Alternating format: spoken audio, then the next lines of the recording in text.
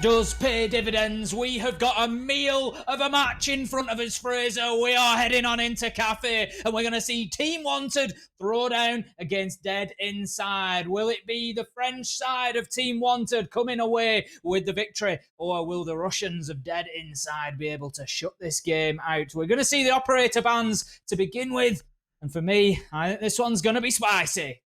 Well, what better way of kicking things off than with the Russian map itself? As you mentioned, we've got a French team and a Russian team going at it.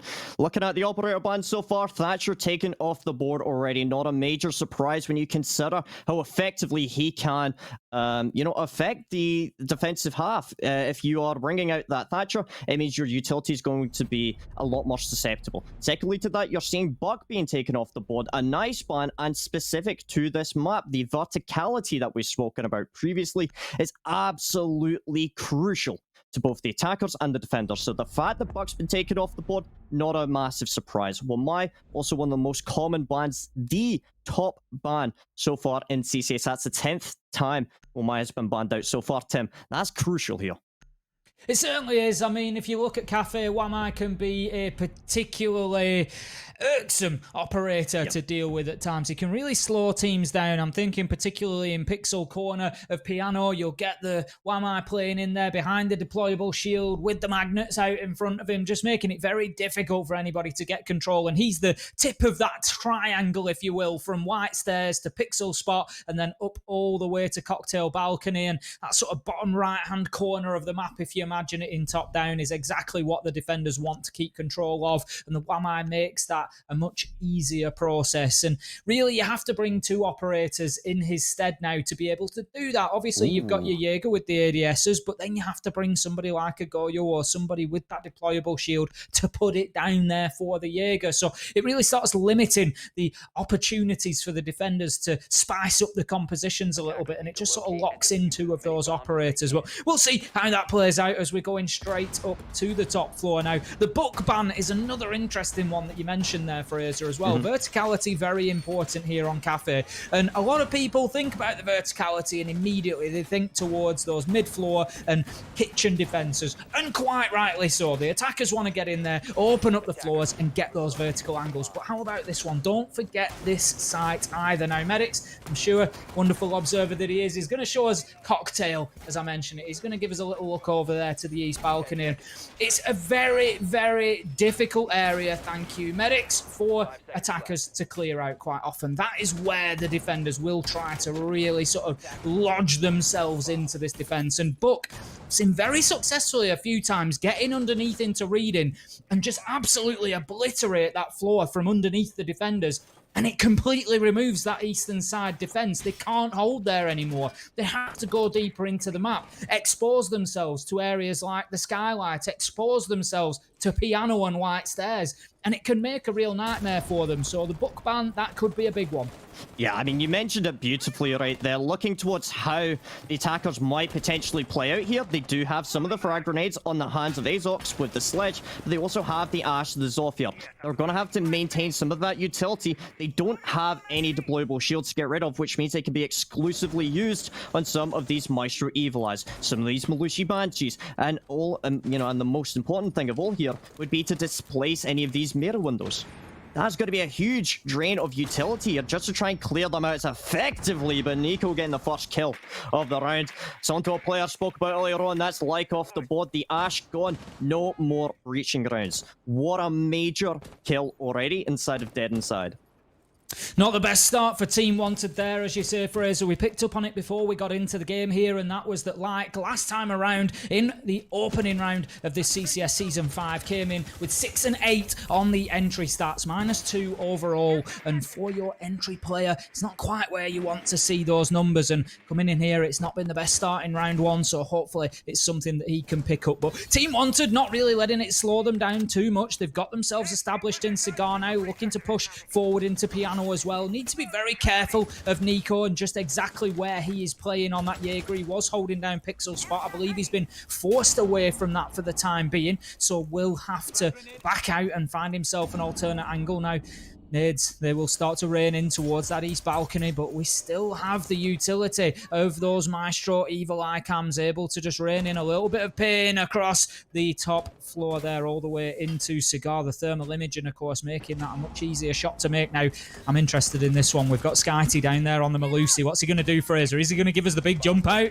Well, potentially he doesn't have the C4 left, so he's going to have to do something magical to make something happen. Linku is able to get the kill onto a mission. He's going to take down another C4, but Nico, again, double kill going out for this player here. He's able to take out that Nomad. I really hope these air jabs are replaced out effectively. Toxic Babe can start flying out with 25 seconds away. Azox is pushing in to try and grab this swift map control. Able to get the kill into Johnny before being refragged by the player in the bathroom. Plant's now going down by the Ace, and Deadshot is going to have to try and cover this as best as he can. Plant's now gone down, post plant ensues. I'm a little bit surprised that that plant has actually been successfully put down. It seemed like Dead Inside were just massively in charge of this round, just shutting people down every time, picking up the trades. But Team Wanted doing fantastically well to get themselves in, get the diffuser activated, moving around the corner. Skyty shut down by Deadshot, and that is going to be round one going to Team Wanted. I'll be honest, Fraser, at a point, that's a little bit of a surprise for me, given how the round went. It just didn't look like it was necessarily going to play out like that, but ourselves. But if you've joined us, we've just had a rehost. We're coming back in. It was after round one. I think we had a little sound bug, so nothing too major, and we're going to be getting back into this one. We've got Team Wanted versus Dead Inside here in the upper bracket semi-final of CCS Season 5, and this is looking promising to be a great game. In round one, we saw Dead Inside come out with a strong opener. Nico ripping like off the rappel into Piano Room and just completely shutting him down. But then Team Wanted just there, laser focused themselves on that objective, got themselves involved, and were able to move in there and get the diffuser down, pick up the final kills and win the round. So message sent to Dead Inside, they're in a game.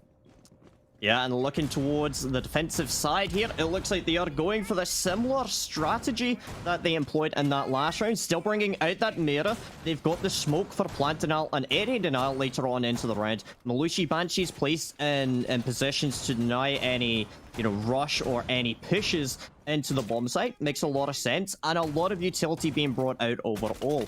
As you mentioned, round number 2, there's still a lot of opportunities for both of these sides, and I think that's one of the things I love about Siege, is just how many opportunities you have with the different operators you can bring, the different utility you can bring, Ace. It's so entertaining and so incredible to watch some of these teams bringing out some different ideas on how they want to attack or defend. It is superb. That's what we love about it. It's that play, counterplay, counterplay, and yep. it's not just down to the operators. They're the most direct example of it. If you want to get rid of a bandit, you bring along the Thatcher, or there's literally that direct counterplay. But like you say, within the strategy, within the positioning of gadgets, within the positioning of operators, within the map, there is always an alternative, and that is what is so great. The big brain plays will usually always win out, and right now, it is Team Wanted who were able to apply the brain power in round one. Coming into round two, they're going to be attacking onto the top floor once again. So Dead Inside choosing to defend Bar and Cocktail for a second time. Obviously confident that they can bring a little bit more to the party this time around. Now, Samson just getting himself in there on the Nomad, deploying those air jab utilities and just making sure that the rotations are shut down, because quite often you will have those defenders playing in and around the mid-floor, just waiting to make a nightmare with the Nitros. But making a nightmare of himself is Skyty, shutting down Thamson. It's a long rotation to get back in the map though, and Deadshot, he looks alive and manages to find the trade onto the Malusi. So that's 1 for 1. Not the best trade really for my money, Fraser. They've lost a Nitro, and Thamson already had those air jabs out in the map. So in terms of the utility battle, at least for me, Team Wanted come out on top. Yeah, and we do see Azox getting a second kill there onto Nico, taking the Jaeger off the board. That's going to clear out that white hallway, and it's going to allow the attackers to apply additional pressure now into that piano. We do see where these attackers are all stacked up. We see a heavy emphasis towards taking that western side of the map. With SAR still playing inside a bathroom, it's going to limit how far they can push up, and they do need to check their aggression just to make sure that they don't play a little bit too ambitiously. We've got like down below, potentially going to be using his breaching charge to get rid of that Maester Evil Eye, and that's exactly what he will do. Getting rid of some of this utility. It's rock, paper, scissors, except you've got some high explosives. Johnny holding on inside of Cocktail here, but with 45 seconds ticking away, we're going to see these attackers trying to just start to choke out some of the defenders. Try and shut them down one at a time, get themselves into a position to go for a potential plant. Step 1, step 2, step 3. They've got themselves some reasonable control over the map. We can see the remaining 3 defenders basically pinned into 3 rooms now. So Team Wanted just trying to use every second available to them to find that extra kill that really just doubles down and gives them the maximum advantage. Now Mission, he's going to be holding himself at the top of white stairs. Zar finds one, and here comes the execute, like on the trade though, with a kill onto Mission now. Zar, he's going big. He has been great so far for DED inside. 2 versus 1 now. It all comes down to a 1v1, but with seconds left on the clock, Zara was gonna say keep yourself alive, but he decides to get aggressive, takes that final peek, gets the kill, and shuts the round down for DED inside, successfully defending the top floor of Cafe. Strap yourselves in. This is going to be an exciting matchup, considering that both rounds have been so close. Both going down to these 2v1 and 1v1 situations. Ultimately, DED inside were able to pull it back by the skin of their teeth. But again, it goes to show the proficiency of some of these players. Looking over towards that smoke, the SMG-11, superb gunplay coming out by SAR. I thoroughly enjoyed that. 3-0 currently, not including the deaths in the previous round. But overall, SAR is doing pretty well for himself. And potentially that's something that we're going to see continue in the future. Looking over towards these players, it's something that I absolutely adore about CCS is how proficient, how knowledgeable, how mechanically gifted so many of these players are. Within our community, we've got so many experienced talent. Getting involved, giving some of these players opportunities to play and participate in competitive environments, it's amazing, Tim. Oh, it's great. I mean, you know, you don't need to look any further than some of the players that have come through CCS. So, you know, Team Empire, essentially. Yeah. You know, and my argument is finished. It's, you know, that's the level of quality that we're dealing with here. And, you know, we really do get treated to some real top level siege now. Amision, he's getting himself out in the map. One to watch on the Mozzie there. We are downstairs in kitchen and service. So generally for the attackers, you're going to see 1 of 2 pushers. And it tends to come with a bit of verticality mixed in, so I'd expect Team Wanted to get themselves into that top floor, try and clear down, get a little bit of mid-floor control. That's what our mission is there to try and prevent. And then at the same time, simultaneously, they'll also try and get themselves established in either bakery or at the white stairs. And then there comes the lateral push in towards site to try and get that diffuser down. Now, it looks like bakery. That is one hell of an answer, Fraser. We've been asking questions of like, and he just absolutely removes the head off a mission and also unlocks that mid-floor for Team Wanted. Great opening kill from like. That's what we want to see from the Ash. Yeah, I mean, we had a couple of questions towards how like might play out, and he has responded in a startling fashion. He just said, yeah, all right, let's do it. But anyway, a mission off the board. Not only have you lost that gun, but you've also lost the C4 plate, the roam plate. It's going to allow Team Wanted to extend massively across this map. And you already see that roam clearance on the top floor and the middle floor has pretty much entirely finished at this point. The majority of the defenders will now be situated on that bottom floor. And that's really going to limit the opportunities they have now towards, defending here. You're not going to be able to play as aggressively as you might if you were still able to maintain control upstairs. And again, with the buck fan, we're now seeing Azox using that sledgehammer, but he needs to be careful. He's got a fan downstairs, and I don't think he wants to get his autograph. I think it's closer to, well, a C4 to the face. Anyway, we're not seeing the C4 go out just yet. Azox is able to open up the floor here. This is something we spoke about earlier on. That verticality that you're able to establish, it works both ways. Not only can the attackers open it up, but the defenders can look right on through.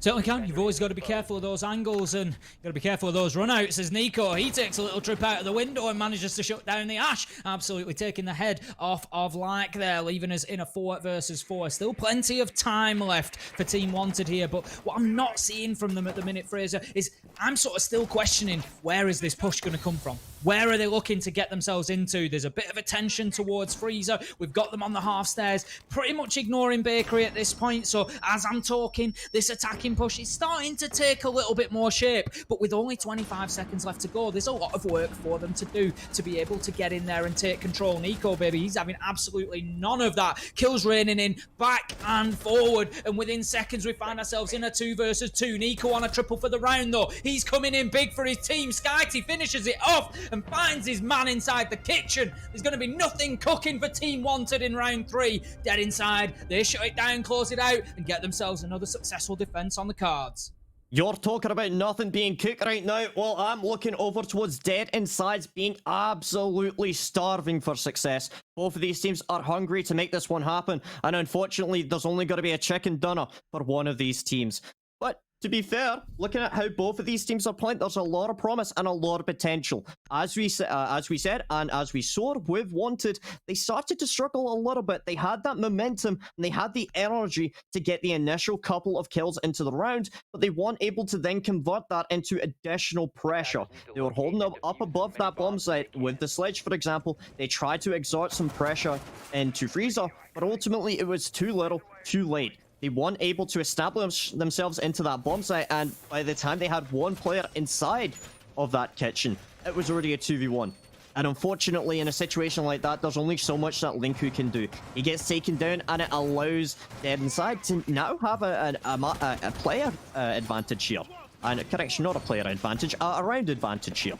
2-1 scoreline.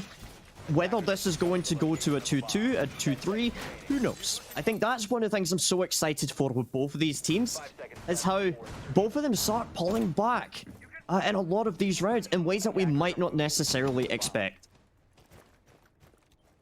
Round number 4 then, and we are heading into the reading room this time around. It's going to be the tertiary site for Dead Inside. They've shown their hand in terms of the site rotation, bar and cocktail being their first and foremost choice, followed by kitchen and now in reading. But that is the beauty of Cafe. We've got 3, if not 4, very viable sites. We do tend to see dining and mining taken just a little bit less than reading in terms of the mid-floor sites, but very solid here. So from Team Wanted, much the same story again. As I commented last time around, they wanted to take that vertical control and create that pressure down onto the defenders in kitchen. They're going to want to do the same thing here, particularly that east balcony area. They want cocktail balcony. They want control over that east area of the top floor so they can just rip that floor up with Ezox on the sledge and just really rain down some pressure towards those defenders. But Dead Inside, they've shown over the last couple of rounds that they are certainly not easy to panic. It doesn't matter whether the kills go against them to begin with, like opening up with a fantastic headshot onto a Mission last time around. Did not rock them whatsoever, and they were able to fight their way back into it. Yeah, I mean, a significant amount of utility is based upstairs, but right now, Azox is pretty much the only player up there right now. We do see the Zofia on that ground floor. Samson outside to try and deny any potential rotate coming in through White Staircase, potentially. Looks like they're going up onto the windows, but my eye is going to be on the players downstairs. We are seeing some pressure by Nico holding onto that top floor, but I don't think he's really going to get challenged all that much. Ash is already looking over towards that bomb site here, and they're wondering, okay, what can we do here? The Zofia was on that ground floor, pushing up Red Staircase. Nico is able to just hold here, pretty much completely uncontested. Yes, there's players around them, but they're not doing anything. Emission's able to get the kill onto the Ash, which is going to be the entry frag in favor of the defenders. Now they just need to hold on, wait and see what happens. Not the end of the world for the attackers in terms of utility, losing the Ash there. It's more down to that manpower. It's more losing that rifle and just not having that opportunity. Now here's Ox. He's going to get in with a kill onto Nico, and that could be a big one. Nico's come out big in the last couple of rounds, having a real impact. Triple kill last time around. A big 3k on the round. It was Nico 3k, baby, that time, but not here in round 4. Thamson finds himself one onto Zara, and that is the 2 big players for Dead Inside so far, going by the wayside. But up steps a Mission, up steps Skyty in their stead, and starts raining in the hurt. Azox gets himself a kill to level things out 2-2, but time is not in the favour of Team Wanted here. They're going to have to find themselves the kills or get the diffuser down on the ground now. Azox, he finds Johnny. It's now a 1 versus 2, and Oh my word, Fraser, I really thought that was going to happen for Amizian. Then they both peeked round the corner at the same time, and that could have been a deadly mistake for Team Wanted. But fortunately, Azox, he continued his form through the round and managed to shut that one out with a final kill onto Amizian, and that levels things up 2-2. Mechanical skill coming out by these players is remarkable. Looking at how they're playing, it is incredible. Wow. It's just superb. And this is what I love about CCS. It's just seeing these players going at each other.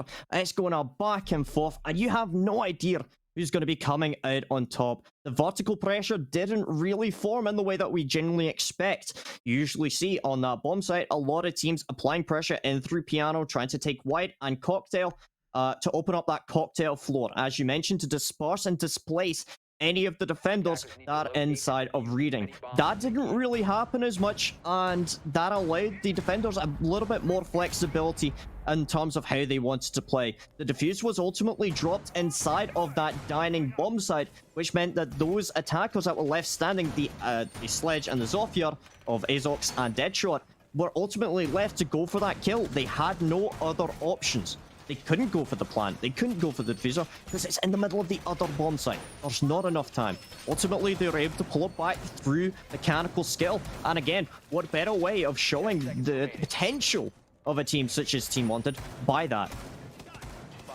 Heading into round number 5, we're going to be looking at the top floor once again. Bar and cocktail will be the site of choice for Dead Inside. Now, interestingly, we've seen this twice so far. We're on a 50-50 win rate for both teams. They've picked one each up. Now, Team Wanted, they were able to get the diffuser down in round 1, and that really seemed to swing the tide for them. As that diffuser went down, it just created a little bit of confusion within the Dead Inside team, and they took full advantage of it to rein in a couple of kills. But Dead Inside, much more solid second time around. We had a couple of big performances that were just able to push it over the line for them, so much more convincing. And question is now, which are we going to see the repeat of? They lose that Maestro Evil Eye Cam to begin with, so Team Wanted getting in and doing well to remove the utility. Now, Skyty last time around, if you remember, it wasn't just Skyty Fraser, he was flighty. Straight out of that window and got himself a big jump out. Now, Thamson, he's learned his lesson and he is ready to make that challenge should it come along. And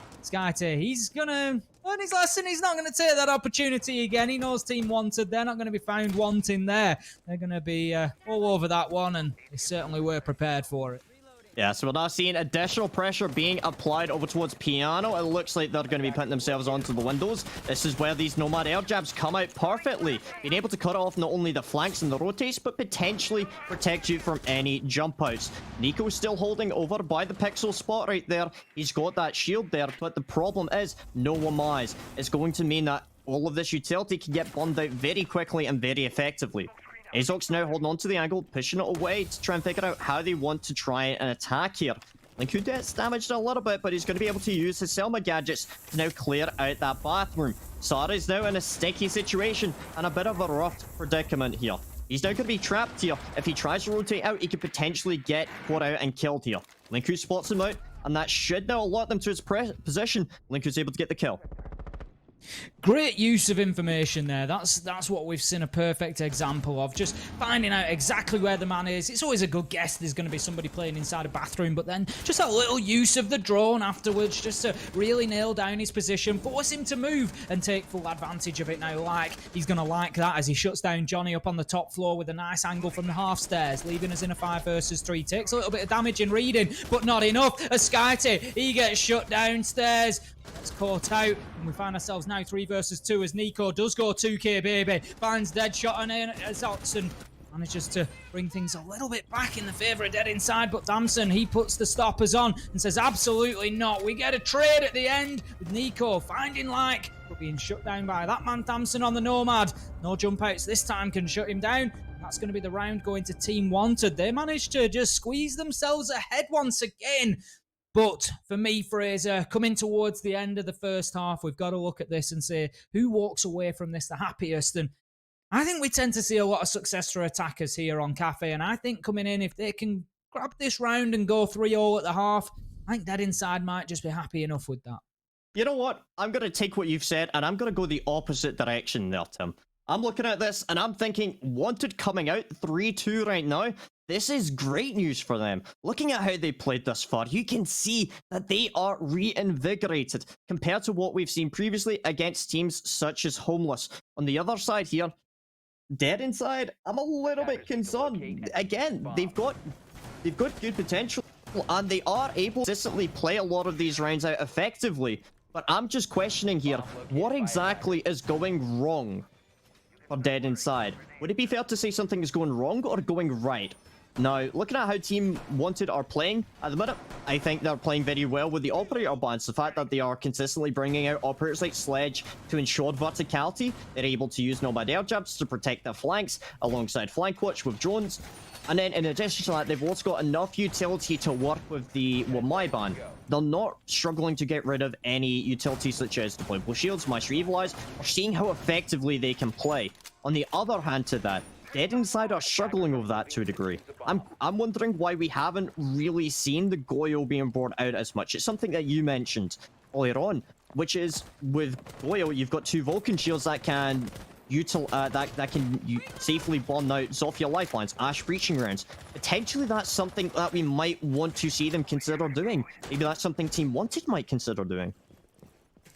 Well, this is, you know, if they're not going to do it, it's the last defensive round here. But if, as you say, if you're not going to do that, if you're not going to bring that sort of utility, you've got to win your gunfights. If you're going in and, you know, allowing that quicker access in towards sites, in towards those key areas, then you have to win the fights as they are presented to you. Now, Nico on the Jaeger, he's going to hold himself in behind the Bakery counter there. Round 6, the attack is going to be mounted towards Bakery this time. Last time around, Team Wanted not finding much success when trying to get themselves out towards White Stairs and get that mid-floor control to push onto Kitchen here. But Dead Inside, they certainly seem alive to the danger as Nico, he pops up and he is alive to like there, shutting him down with a headshot, and that is a poor nade coming in from Linku there, hits the door frame, and that's the Maverick wasting a bit of utility as well as Time having to dip away from those explosives. Now then, Deadshot, what can he do? He's got himself inside a tough angle to deal with here. Looking into the Bakery. Finds himself 1 to begin with. Onto a mission. Damson getting in on the action as well. 3 versus 2 as kills rain in. 1 minute 30 left to go. And this is going in the direction of Team Wanted once again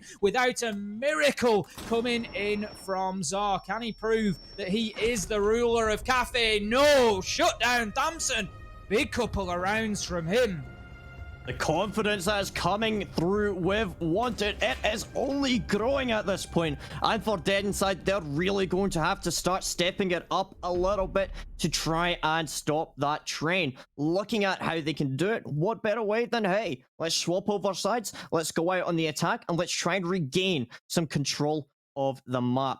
Starting out on attack, it's going to give Wanted an opportunity here to kind of set the pace. And now it's going to be up to Dead Inside to really kind of slow that down and remind people, hey, we're going to play our game, we're going to play in our style and at our own pace.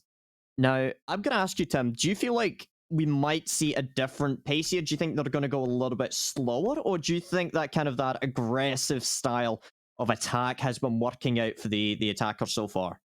Attackers need to locate and defuse as many bombs. I think the aggression's, you know, been working, as we say, taking the gunfights in there, not being slowed down by operators like who've we got on the lineup, Fraser? Here comes Goyo, brought along immediately by Deadshot. So it's going to be an interesting contrast to see. We've already questioned it. That sort of operator coming along, and the Vulcan Shield particularly useful for area denial, for utility soak, for slowing down the attackers and not allowing them to push through at their own pace. So we'll see just exactly how that one plays out in this round. Now, this is a particularly important round in this matchup for me.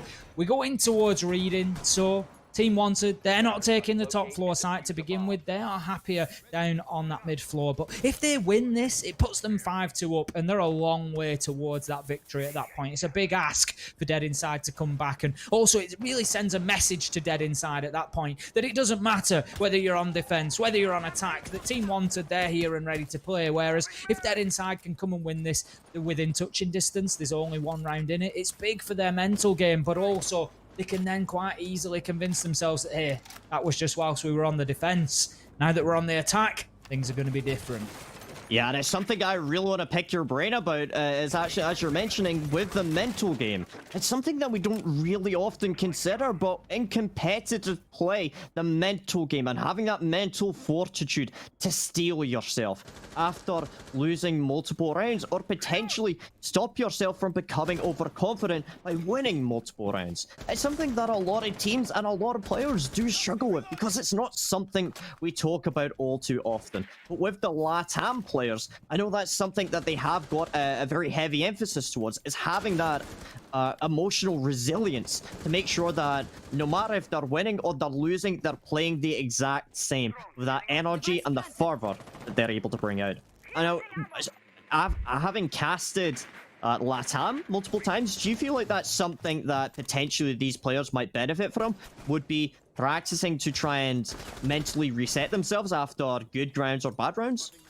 Well, it's something you've definitely got to be able to bring to the table. You've only got to look at the most memorable Siege games and titles that we've had to know that. You know, look at some of the biggest wins that G2 have had, particularly winning the 2019 Invitational, having to fight back and, you know, really challenge themselves to get back into it. Some of those legendary games they've had against Evil Genius as well, you know, always having to fight back from behind. And, you know, you mentioned LATAM there, and I'll reference INTS as one of the teams particularly that have done a lot of work this season. We've talked to the coach JP a couple of times throughout the season, and it's something that he picks up on repeatedly, as we are working hard on that mental aspect of the game, to be able to just turn it around and to be able to write off half of a bad map and to come back and bring ourselves into things. And you're absolutely right, it's something that Dead Inside need to show us here. It's all well and good coming in with the gun skill that we saw out of them in week number 1, but, you know, coming in here, can they bring another aspect to the table? You want to be a championship team, you got to be able to win from behind. Well, 20 seconds left in this round, so we are about to be hitting that fever pitch. These attackers need to start exerting more pressure, and SkyTeam will be kicking things off of their side. 2v4 situation as Deadshot's able to get a refrag. The Link is also able to take one down in return. Plant's now going down by Johnny, and that's going to leave us in a post-plant situation. As Deadshot's the last player now, he needs to try and retake this. A mission is likely upstairs with Johnny down below. As Deadshot's now going to have to try and tread carefully here. This is what we spoke about earlier on. This verticality completely changes the way that you're going to attack or defend here. And Johnny able to get the last kill there, but look at where that sledge is up above. Superb performance coming out there by their team. And look at that, the redundancies in place there, Ace.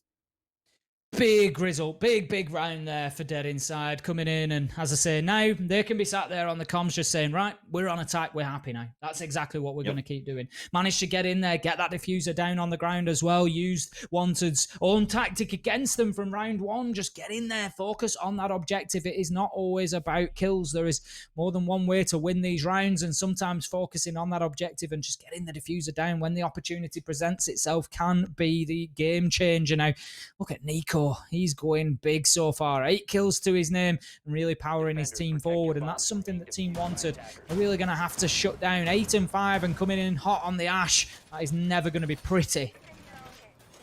Well, to quote a popular caster, this game is probably going to be an absolute slobber knocker. I still have no idea what that word means. But yeah, it's going to be an absolute superb match here. Starting out, I definitely think this has the potential to go all the way to overtime. I would love that. Like, just imagine that, Tim. Okay, 3 matches, all overtime. These teams going absolutely ham at each other to get that win. Well, I've got a little bit of history when it does come to it. I don't know if CCS mentioned this to you. I don't know if Rob sort of said you're going to be casting alongside Ace Fraser. There's the opportunity for it to be a long night, because I really do have a habit of seeing best of 3s particularly that go the distance. I don't know what it is in me that brings it out of the teams, but this one certainly seems to be shaping up to be a classic, and as you say, maybe a slobber knocker. I prefer a humdinger myself, Fraser. That's where I tend to go to. What is... You're like a history teacher. Like, you genuinely are. Like, the words that you bring out, I'm sitting here, I'm British, and I don't know what that means. Oh, dear. A humdinger is just an absolute classic. It's just full of energy. You know, it's just one of those real sort of exciting, cracking games. For Christmas, someone needs to get you like an Oxford Dictionary. Like a thesaurus. I am the dictionary for it. I'm bringing the You words are the Fraser. dictionary. That's it. I'm bringing the vocab. For the I mean, a slobber knocker. I think that's a boxing term, slobber knocker. I think Slobber we're knocker. looking there. I think at like, you know, slobber as in like in your mouth, like spit, and it getting knocked out of your mouth with a big punch. It's a slobber knocker. I think that's what we're talking about there. Well, a mission's already off the board here, and well, an explosive start to round number 8 here. The Go Vulcan Shield will be detonated out. Azok's playing inside of the pixel. He's now going to be trying to contend with SkyT. E10 Roni versus M762, and I'm going to be favoring the crossfire being held there by Deadshot. Nico's also able to get a kill for himself, and this has been an absolutely back and forth round so far starting out. Looks like it could go either way, but a 4-2 scoreline and player man count advantage now in favor of Team Wanted. Nico and Zar need to start pulling it back in their favor. We've seen Nico absolutely popping off for his team thus far. 9 kills, 5 deaths, potential C4 being ripped there. I'm not quite sure if I heard that correctly. I'm not sure. Yes, I did, but it was indeed shot out by Nico. He still has 1 breaching charge and 1 flashbang that he could potentially use to try and secure a kill here. Attackers recovered the bomb diffuser. Team Wanted can afford to play this a little bit more passively now, and as I say that, we see the guy of Deadshot just slipping away down the stairs, takes a perfect opportunity there, just detonates that Vulcan shield, gives himself the time and space to move away, gets down the stairs into safety, and then finds himself a kill to boot as well. And that leaves Zar in a 1 versus 3 as he does find one man up there on the top floor to try and level the odds a little bit, but they are still wildly stacked against him at the minute. He's going to use the verticality for the time being. Being on the Nomad, he's limited in options. He doesn't have any method really to open up those floorboards beyond shooting through them now. As you can see, surrounded. He's got men in sight. He's got men in mining. This is not going to be an easy round for him to pick up. Taking a lot of damage, down to about 27 hit points. 2 bullets will do the job. 1 to the head. We'll see this round over. 5 seconds left to go, and this is done. As Linku moves in, finds that final kill onto Zar with the headshot, closes out the round for Team Wanted. And no matter what Dead Inside seem to do here, Fraser, no matter how they seem to bring themselves back into the game, getting that good round in round 7, it's just not enough for them. And Team Wanted always find themselves a way to keep that little bit ahead. Well, I guess just welcome to 2020. No matter what we do, something else just seems to go wrong. But on the bright side, we get, well, Christmas soon. You excited for Christmas? I love Christmas, Fraser. It's great. Yeah, I'm a real believer in sort of, you know, peace on earth, goodwill to all. Yeah, I love a good miracle. You I'm all are about such a it, history teacher. You are. You are. Can we get a poll? Can we please get a poll? I feel I'm more geography.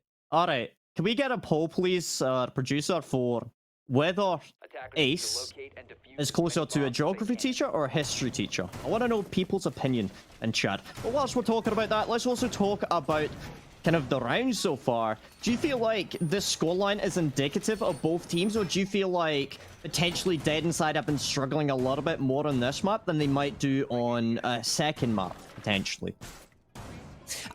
In terms of, you know, the broader picture here, the best of 3, I expect to see more out of Dead Inside. Yep. And I think Villa is going to be the map, yes, where they will come back and they'll show us that. We could yet be surprised. Of course, we've only got the stats at hand to really go off, and Wanted did not put in the best performance of Villa. So history would suggest, and that does not make me a history teacher, Fraser, history would suggest that Wanted may well struggle on Villa, and I think it is the sort of map that will suit Dead Inside. But right now, what you've got to look at as well is that mental game. Once again, we've already mentioned it, but coming in on the back of a good win on Cafe, could that be the big leveler? Could that be the thing that tips the scales in the favour of Team Wanted? Yeah, and as we do see on the very top of the screen, right above round number 9, we see 2 little slots right there. As a reminder, this is a best of 3. It's the team that gets 2 out of 3 maps will win, which means even if Team Wanted is able to win on this map, we've still got a second one that we will be going to. I believe it was Villa. If I can be corrected on that, I believe it's Villa and then Oregon, which means we still got a lot of potential here for today. It's not over by a mile. Both these teams are just ramping up, and by these rounds, it is just getting tougher and tougher. Oh, there's a lot of siege left to come. Oh, There's yeah. no two ways about it now.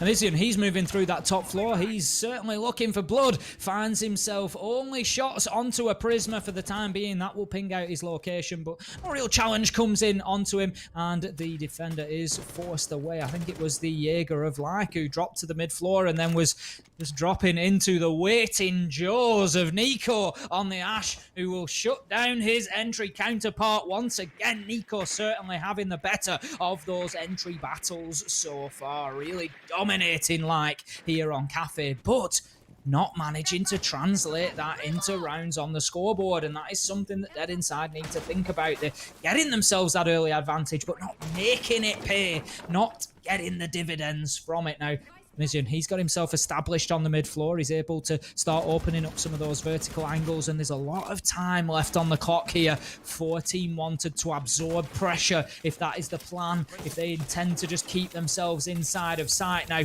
out go the Selma devices to open up the hatch. We will see the second one will do the job. Also getting themselves a little bit of vertical action with an angle around there to allow a little look into Freezer before they look to drop in there. Yeah, we cheeky peek to give you an indication of where some of these defenders may or may not be.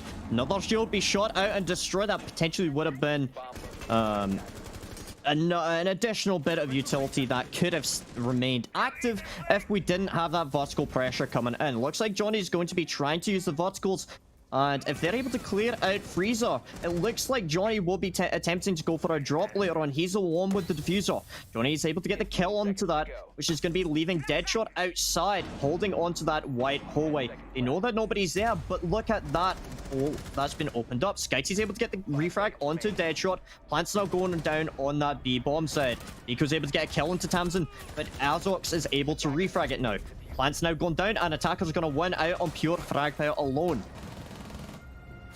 Once again, Johnny just laser focused on getting that diffuser down on the ground. It's something about him that's impressed me so far. Yep. Knows when to hold, knows when to wait, and knows when to take his opportunity, push in there and start to get that diffuser down and active, and manages to achieve that once again there in round 9, taking one more on the board for Dead Inside. And they're certainly not out of this fight yet. They are clinging on. They are hold of the coattails. They're locked into this one, and they seem intent on making this go the distance. They could just do with a little bit more coming in from Johnny, coming in from Emision. Just that bit of a bigger contribution, you feel, to the kills of Nico. And they could take this one over the line, but if they want to do it in regulation time without the need for overtime, they're going to have to do it from here on out. There is no more mistakes for them now. Immediately, one that stood straight out to me, Fraser, like is on the vigil. Talk to me. Oh, I'm excited about this one. So when you are seeing these vigils being brought out, that's going to imply heavily that you're going to be playing on the roam, utilizing the full width and breadth and, you know, size, let's go with size, that's a professional word and terminology, of the map, utilizing all of these floors to try and waste as much time and utility as possible. It's going to mean that Dead Inside are going to have to waste more time, more drones, trying to locate and shut him down. If they're able to isolate him early, it's going to give them a man count advantage. If they're not, and they aren't able to secure their flanks with the Nomad air jabs, then hey, this could be massive. But no, he just runs out, he goes for a wee wander, and he turns into Usain Bolt, get a kill of round onto the Nomad. That's massive. Think about this, okay? You've just lost the Nomad. How are you going to protect your flanks with drones? Okay, you're going to have to rely on Droney McDroneface to protect your flanks, and if that drone is now downed, you've no longer got that additional protection, right, on the flanks. It's an absolutely perfect opener for a vigil. There's no two ways about it. He couldn't have hoped to take a better operator off the board. Like coming in and opening things up onto Zara is just absolute music to his ears. Now he needs to take advantage of it. That's what I want to see for Fraser. I want to see him getting mobile. I want to see him moving around this map, making himself difficult to pin down. And I want to see him abusing those flanks because he must know that he's got the opportunity to do that. Now, there's Johnny coming in with a headshot onto Deadshot. That's going to take him straight out of the round and level things up 4-4. That is the Jaeger gone. Dead Inside, they're going to be feeling a little bit more confident coming out of that. It's always difficult to take that early loss to a jump out, losing Zara in the manner that that they did, but they've managed to steady the ship, and they're going to be looking to fight their way in and get the top floor control that they so desperately need, to be fair. Nico's just holding that long angle coming in from the piano there, using that peak hole. And again, these angles always work in both directions. Got to be careful of that now. Like, where are you? He's downstairs. He's by the half stairs, and he's just waiting for that angle now. This is a position that we saw used by SkyT, and it didn't do him any good. He didn't get any action from there, and I'm just a little bit concerned about Likey leaving himself so stationary, Fraser. He's taken out the Nomad. Get on the flanks. At the end of the day, he's doing a little bit of good staying down below, but he needs to be more engaging here. He knows that they've got the advantage in terms of the man count. Now would be the time that you're pressuring in through the flanks. Red staircase, start applying some pressure, push up there, fire a couple of shots down range, try and get their attention. Any attention that is not on that bomb site right now with 40 seconds remaining is good for them. At the same time here, he's waiting for the kill. Potentially any of these attackers that are going to try and push in through that new balcony. That's why he's sitting there. That's why he's waiting. Holding on to that angle because he knows that's the only way they can pressure right now. Straight in through Cocktail, in through that new balcony. Nico's applying pressure in through that white hallway. Ash reaching charge goes down. Shotgun pulls out. But Tamsin is on so low health. A mission falls down, and so does Linku. And double kill going down, triple kill. Now leaving it all up to Like here, Tim. Attackers recovered the bomb diffuser. What a great way to execute. This has been from Dead Inside, leaving it to the perfect moment to get in there and apply the pressure now. Like, he manages to find himself a vertical kill with the Vigil. I just feel like he's left it too late in the round to have his impact here, Fraser. His opportunity has passed him by as Nico shuts him down, and that's going to be a round going to Dead Inside. They level things up 5-5 here on the scoreboard, and they are fighting hard for Cafe. They know what sort of advantage they take into Villa, and they want to go in there with the opportunity to shut this one down inside of 2 maps. They are not letting go of this map for love nor money. Now, for me, that round, we've got to take a look at Like and that opportunity that he carved out for himself and just wasn't able to take advantage of, just staying instead down by those half stairs, waiting, hoping that somebody would show their skull, just put their head above the parapet on the new balcony there, but it just didn't happen for him. And then it was too little too late as he tried to move back. In a 1 versus 3, it's too late to use the flanks, Fraser, because they're going to be covered, and that is exactly what they were. Yeah, I mean, looking at how Like had potentially played that differently, there's so many opportunities here, but that's the beauty of Siege, is that these small variables, these small changes in how you want to play completely affect the outcome of the round. But a player I want to highlight there, it's going to be no surprise, it's going to be a mission there. You saw him pushing in, getting the double kill to clear out that bomb site. You saw him taking point during the collapse, clearing out Bar and Cocktail, ultimately allowing them to go in for the plant. The plant wasn't completed, but it potentially would have done. And potentially that would, again, been another redundancy in the favor of Dead Inside. Even if it's a 3v1 situation, you still want to be trying to get that plant down to make sure it's a 3v1 and the plant's down. Remember, redundancies. Third time defending reading now. It is 1 win in either direction, 50-50 so far for these teams on this site. Now, first time around, we saw it back in round 7, and it was Dead Inside who came away with the victory wanted. They went for the rinse and repeat. They went back there, managed to tweak things, and managed to get themselves a win on the board that time around. And that win was built on the back of early kills, if you remember, Fraser. Dead Inside found themselves very quickly with limited manpower when trying to push on to that reading room site, and they were just unable to find the kills that they needed from there on out. Team Wanted doing a very good job at just dipping back, playing passively, and just forcing Dead Inside to try and bring the aggression. Now, Dead Inside, they need to learn from that, and they need to come in here and get those opening kills. They need to get the entries. They need to get themselves the man advantage, and this is one man that they're going to have to take off the board. Like 8 and 9, he's doing pretty well so far. Nico, very lucky to escape with his life. Usually a shot onto the skylight is a headshot, and need to be careful because there are nitros knocking about down there, but Deadshot not wanting to take the risk there of getting himself under the skylight and trying to pick up the man that was potentially downed. Obviously, the points are off here. We're on the Pro HUD, so they're not always aware of that, but it could have been a real tasty treat for him. Yeah, so looking at this defensive setup so far, this is a superb example of what a lot of teams will generally do. Stick up a lot of utility on that top floor to try and waste as much time and utility as possible, such as barbed wires, Goyo Vulcan shields, players inside a cocktail, to try and deny that verticality that the attackers so desperately want. We're seeing pressure coming in through Piano with SkyT. Linku is down below and does have a C4 in the pocket, so if the Melusi does get the call out, potentially we might see a C4 being utilized later on.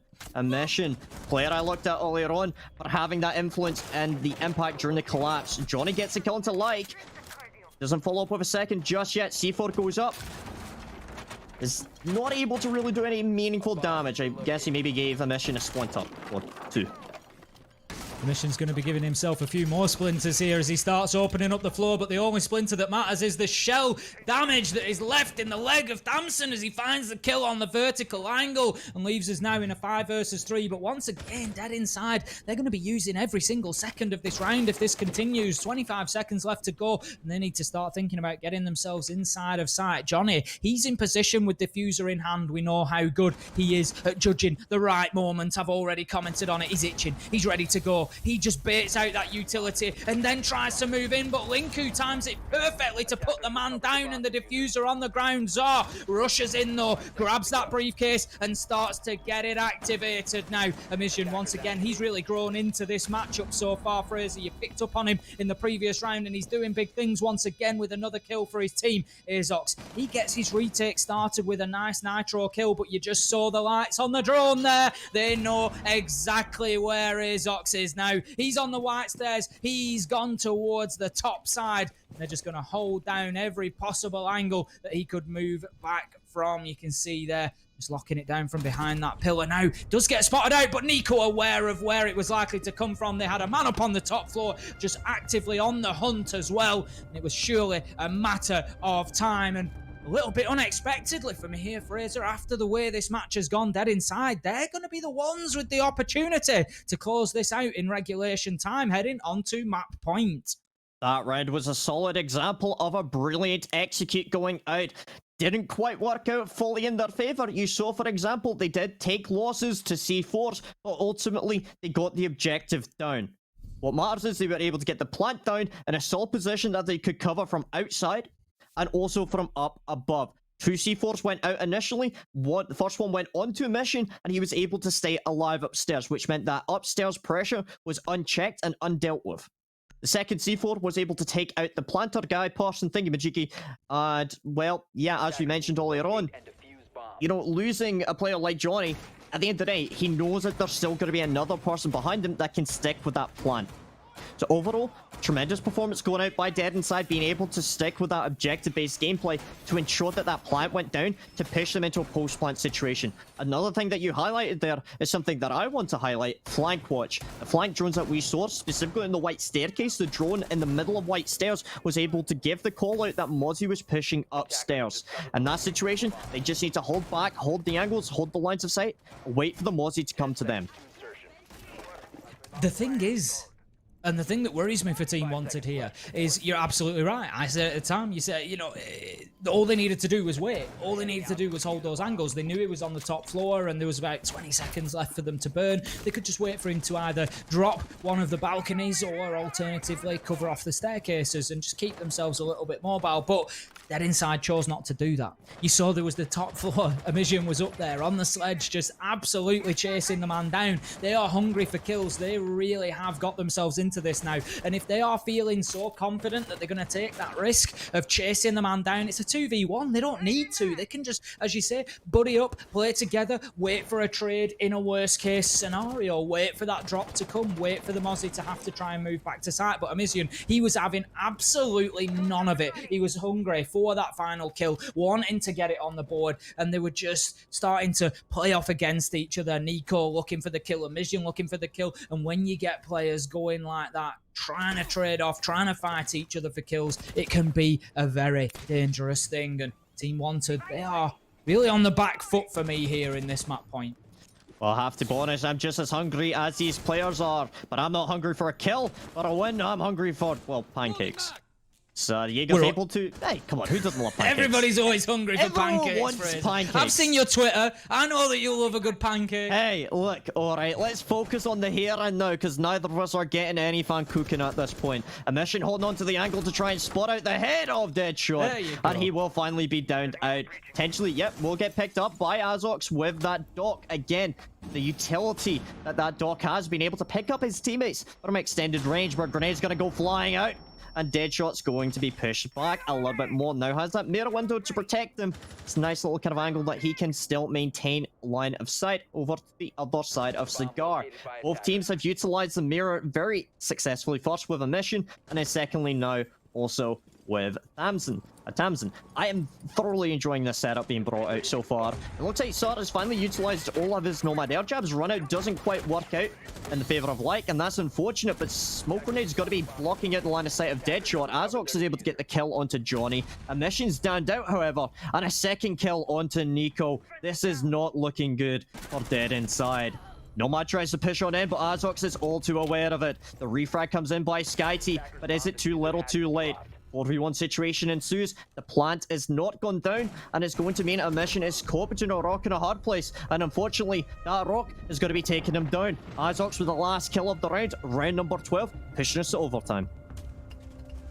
Team Wanted just showing that good mental fortitude that we were talking about, having lost 3 rounds in a row and being fought all the way back from 5-3 ahead to find themselves against a map point was not an easy position to be in, especially not with how Dead Inside have played over the last couple of rounds. That confidence really growing on their side, but the Russians were unable to push that one over the line, and Wanted, they've fought themselves back into that one wonderfully, especially with the start of that round. We saw players going down, having to be picked up by Doc stim pistols, but they kept themselves fighting, and ultimately Dead Inside, they would reduce Fraser to nothing more than throwing men into the breach, just trying to force their way into sight and get any kills that they could take, but there was just absolutely nothing doing for them. Defenders, protect your bombs from being defused. Yep, honestly, could agree more with that kind of explanation of that round. It was a meat grinder.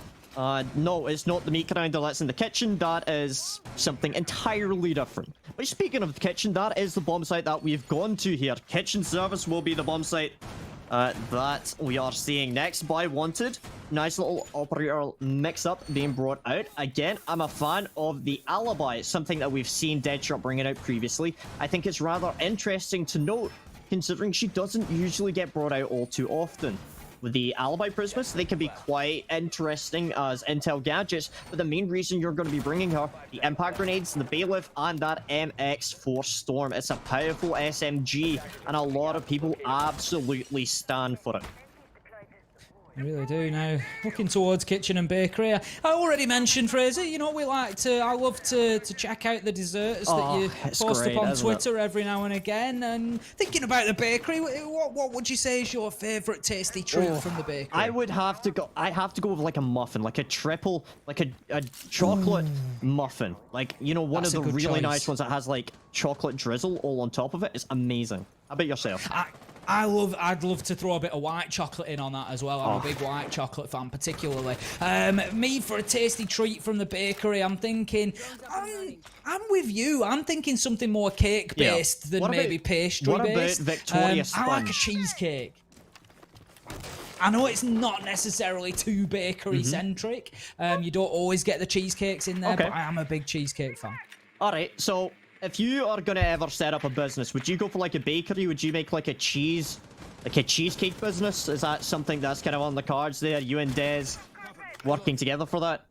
Imagine that. I think it'd be an absolute, and this is absolutely no comment on Des whatsoever. I think it could be a disaster, Fraser. Just like that challenge from like as Amizian comes in and absolutely deletes the man down at pillars, taking him off the board and giving Dead Inside the early advantage here in the overtime. It is only map 1, and we have been treated to some high energy, high octane siege so far, and it is certainly not showing any signs of letting up here at all. Dead Inside just refusing to take their foot off the gas now. You know that Linku is down here. He's going to be chased away with that frag grenade, and it's quite quite a fortunate exchange for him there. The Malusi really could have come off worse. I think it was Amision just moving down the stairs there, and he had the nade in his hands, so he couldn't make the challenge as the Malusi stepped out on him, and that really was the saviour for Linku.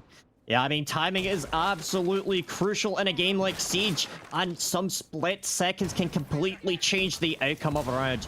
Ash Breaching Round going down to destroy that hatch there is now going to allow Dead Inside to potentially drop in through that freezer. My Eyes is going to be on a mission to see how he can try and kind of disrupt and disperse some of these defenders from down below. He still has one frag grenade left available as a smoke grenade does go off. I believe it's a Toxic Babe canister going down there. The mission firing a couple of shots off. 20 seconds remaining. We need to start seeing this collapse forming up. My indication here, my guess would be we're likely going to be seeing a drop in through freezer. Look at where some of these defenders are all stacked up. Frag grenade goes in and it's going to land onto Tamsin, taking him down, giving him some of his just desserts there. Plants now going down by Johnny, and Xar is able to cover him. A 2v5 situation going down into a 1v5. It's all up to Deadshot, and unfortunately, he just can't make that one happen. He can't run to the oven in time. The cream cake has been absolutely decimated by the heat, and unfortunately, I think that's going to be a rather scrapped dinner. See, that's exactly what would concern me about mine and Dez's cheesecake business. Dez is a business mastermind, yep. So he'd be bringing all the technicality in there. He'd be looking after that side of things, and I'm in the kitchen making. I feel like I'd be running around like a headless chicken. Oh my god! Can we get you like a chef's hat? I can bake bread. You've seen that on the Twitter. I can do the bread, but there's a difference between bread and cheese, like a cheesecake. Oh, there's a big difference there. There's a big difference there, and I think the intricacy would get to me, but that was a wonderful take there. They're bringing it back to the game. What a take that was from Dead Inside there. That was a real textbook of how you execute onto Kitchen when you've only got 20 seconds left and freezer drop is your option, because they had that absolutely nailed on. That was beautiful to watch. Coming in there, I was a little bit concerned for them. I thought, I know they've got this in the locker, but with sort of 7 seconds left on the clock and the diffuser not actively going down yet, this could be tricky. But that nade from Amision just really sort of was like a starter pistol. It just really signaled the kickoff to that late execute, and that was it. It was just a house of cards from that point out. Amision yanked one out from the bottom, and the rest, they just came tumbling after. Yeah, and I mean, if we need to highlight anyone here from Dead Inside, it's throughout this entire matchup, it has to be Johnny. We spoke about it both here. Well, we're looking at Johnny, and he's consistently getting the plant down in positions that are both secure and able to be, supported by teammates. You're seeing players like Sar, even in that last round, are able to support Johnny in getting the plant down. Regardless of the situation they're in, going in for that last kind of 20-second execute there, they're able to get the plant down and then cover it in positions where it's incredibly difficult for Team Wanted to try and retake. I'd like to see this kind of continue, and I'm excited for our potential second and third maps coming out here. I think we're only going to see more of this kind of action, and I think this is a good example of the kind of quality we have here in CCS. I love any opportunity, as you know, to shout out a support player, and I would absolutely double down on Johnny's performance so far today, as you say. Just a wonderful display of exactly how and where the diffuser needs to go down, when it is, that timing, just everything playing into it now. Interestingly, Amision on the Warden pick here, and you've got to think he's brought it specifically with this purpose in mind. They are trying to clear out what's happening here. Is Team Wanted are trying to apply Selma grenades to that reinforcement behind Nico, because they need to shift him out of there. He's already shown how deadly he can be from behind that bakery counter. He's not just serving up tasty treats, Fraser. He's serving up headshots left and right from behind there, and he is taking the change as well. He's dishing nothing out but absolute bangers from back there. So they needed to move him. And how do you move somebody from behind bakery counter? You take away the safety of that reinforcement. You get your hard breach on there and you rip it down, whether that be the Selma, whether that be the X-Kairos pellets of Hibana. You have to move them. And that Warden pick has been inspired because they've put in the smoke utility to try and mask that attempt. And all Amision has had to do each time is flick on his glasses, see through the smoke and take down the utility. It's It's left Nico in position, and look at what's happened. He's got himself a kill. He's wasted 2 minutes there. Fantastic from Dead Inside, but have Team Wanted something to say about this round? Yeah, I mean, adaptation has been absolutely crucial, but the German defender has fallen. The bakery has fallen. There's no more cream cakes on sale as of right now. As well, it looks like the attackers are slowly applying pressure in through the prep as Johnny is able to take one out. Dinner's just about to be served here, as it looks like Tamsin is pushing in through prep. Now looking over towards the rotate. Looking towards where the Cade is playing here to see if he can try and shut him down. Able to get the shot onto the Warden. Now looking for the next one. Where's the Baker? We want to say hello there. So far not able to land the killing blow just yet. He's able to stick in there. Smoke as well. Still in a position where they could potentially try and deny any push coming in through that northern hallway. Tamsin try to push up and is able to get the last kill of that round onto Tsar. Whew.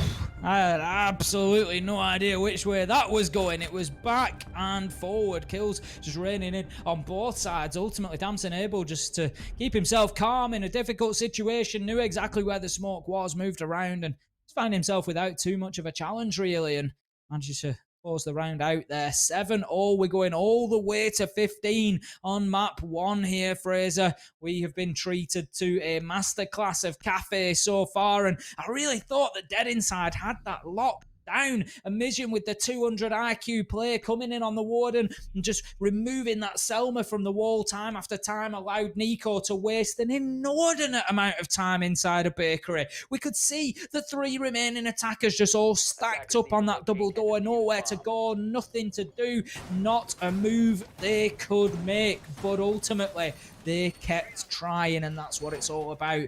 Just kept trying to crack that nut, and they managed it in the end. Tamsin just able to inject himself into the kitchen there and just force Dead Inside deeper and deeper back into sight, picking up kills as he went. So coming into the final round now, it's going to be Reading Room. It's going to be Team Wanted on the defense, and it is going to be winner takes all here on this map.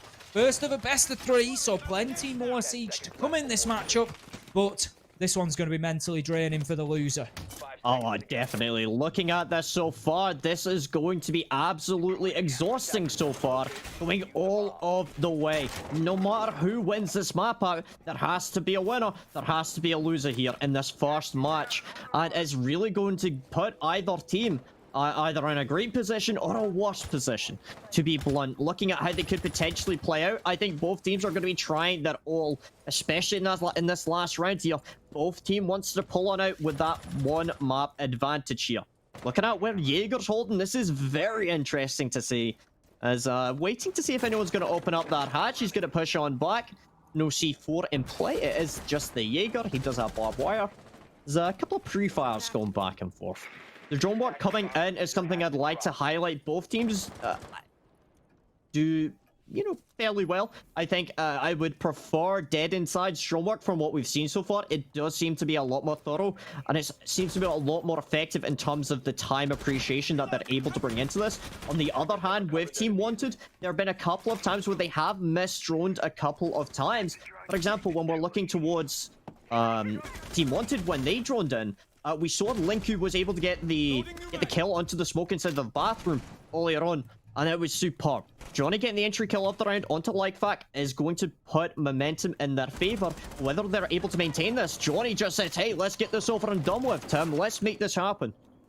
Who else? Johnny absolutely bursting onto that top floor there and taking 2 men with him. Big double kill on the round, and we've already commented how influential Johnny has been on this matchup so far. Nico's certainly had his moments as well. Finds himself 1, but then quickly traded out by Tamsin. 4 versus 2, and you have to start putting the advantage in the favour of Dead Inside right now. Johnny, he has the diffuser in hand, and they can start thinking about mounting pressure onto site and getting that diffuser down and active on the ground. And with 1 minute and 5 seconds left to go, this is an awful lot of pressure for Team Wanted to try and soak up. Azox, he's going to take some damage there as he gets caught on the heel, just moving out of the utility room. Tamsin, he's trying to make a move, just trying to rotate around and make a nuisance of himself. I think he's wanting to get himself onto the half stairs to see if he can get himself any sort of view onto the balcony or potentially get a flank off onto Johnny here. But he's going to have to be very careful. I'm not sure where Zar has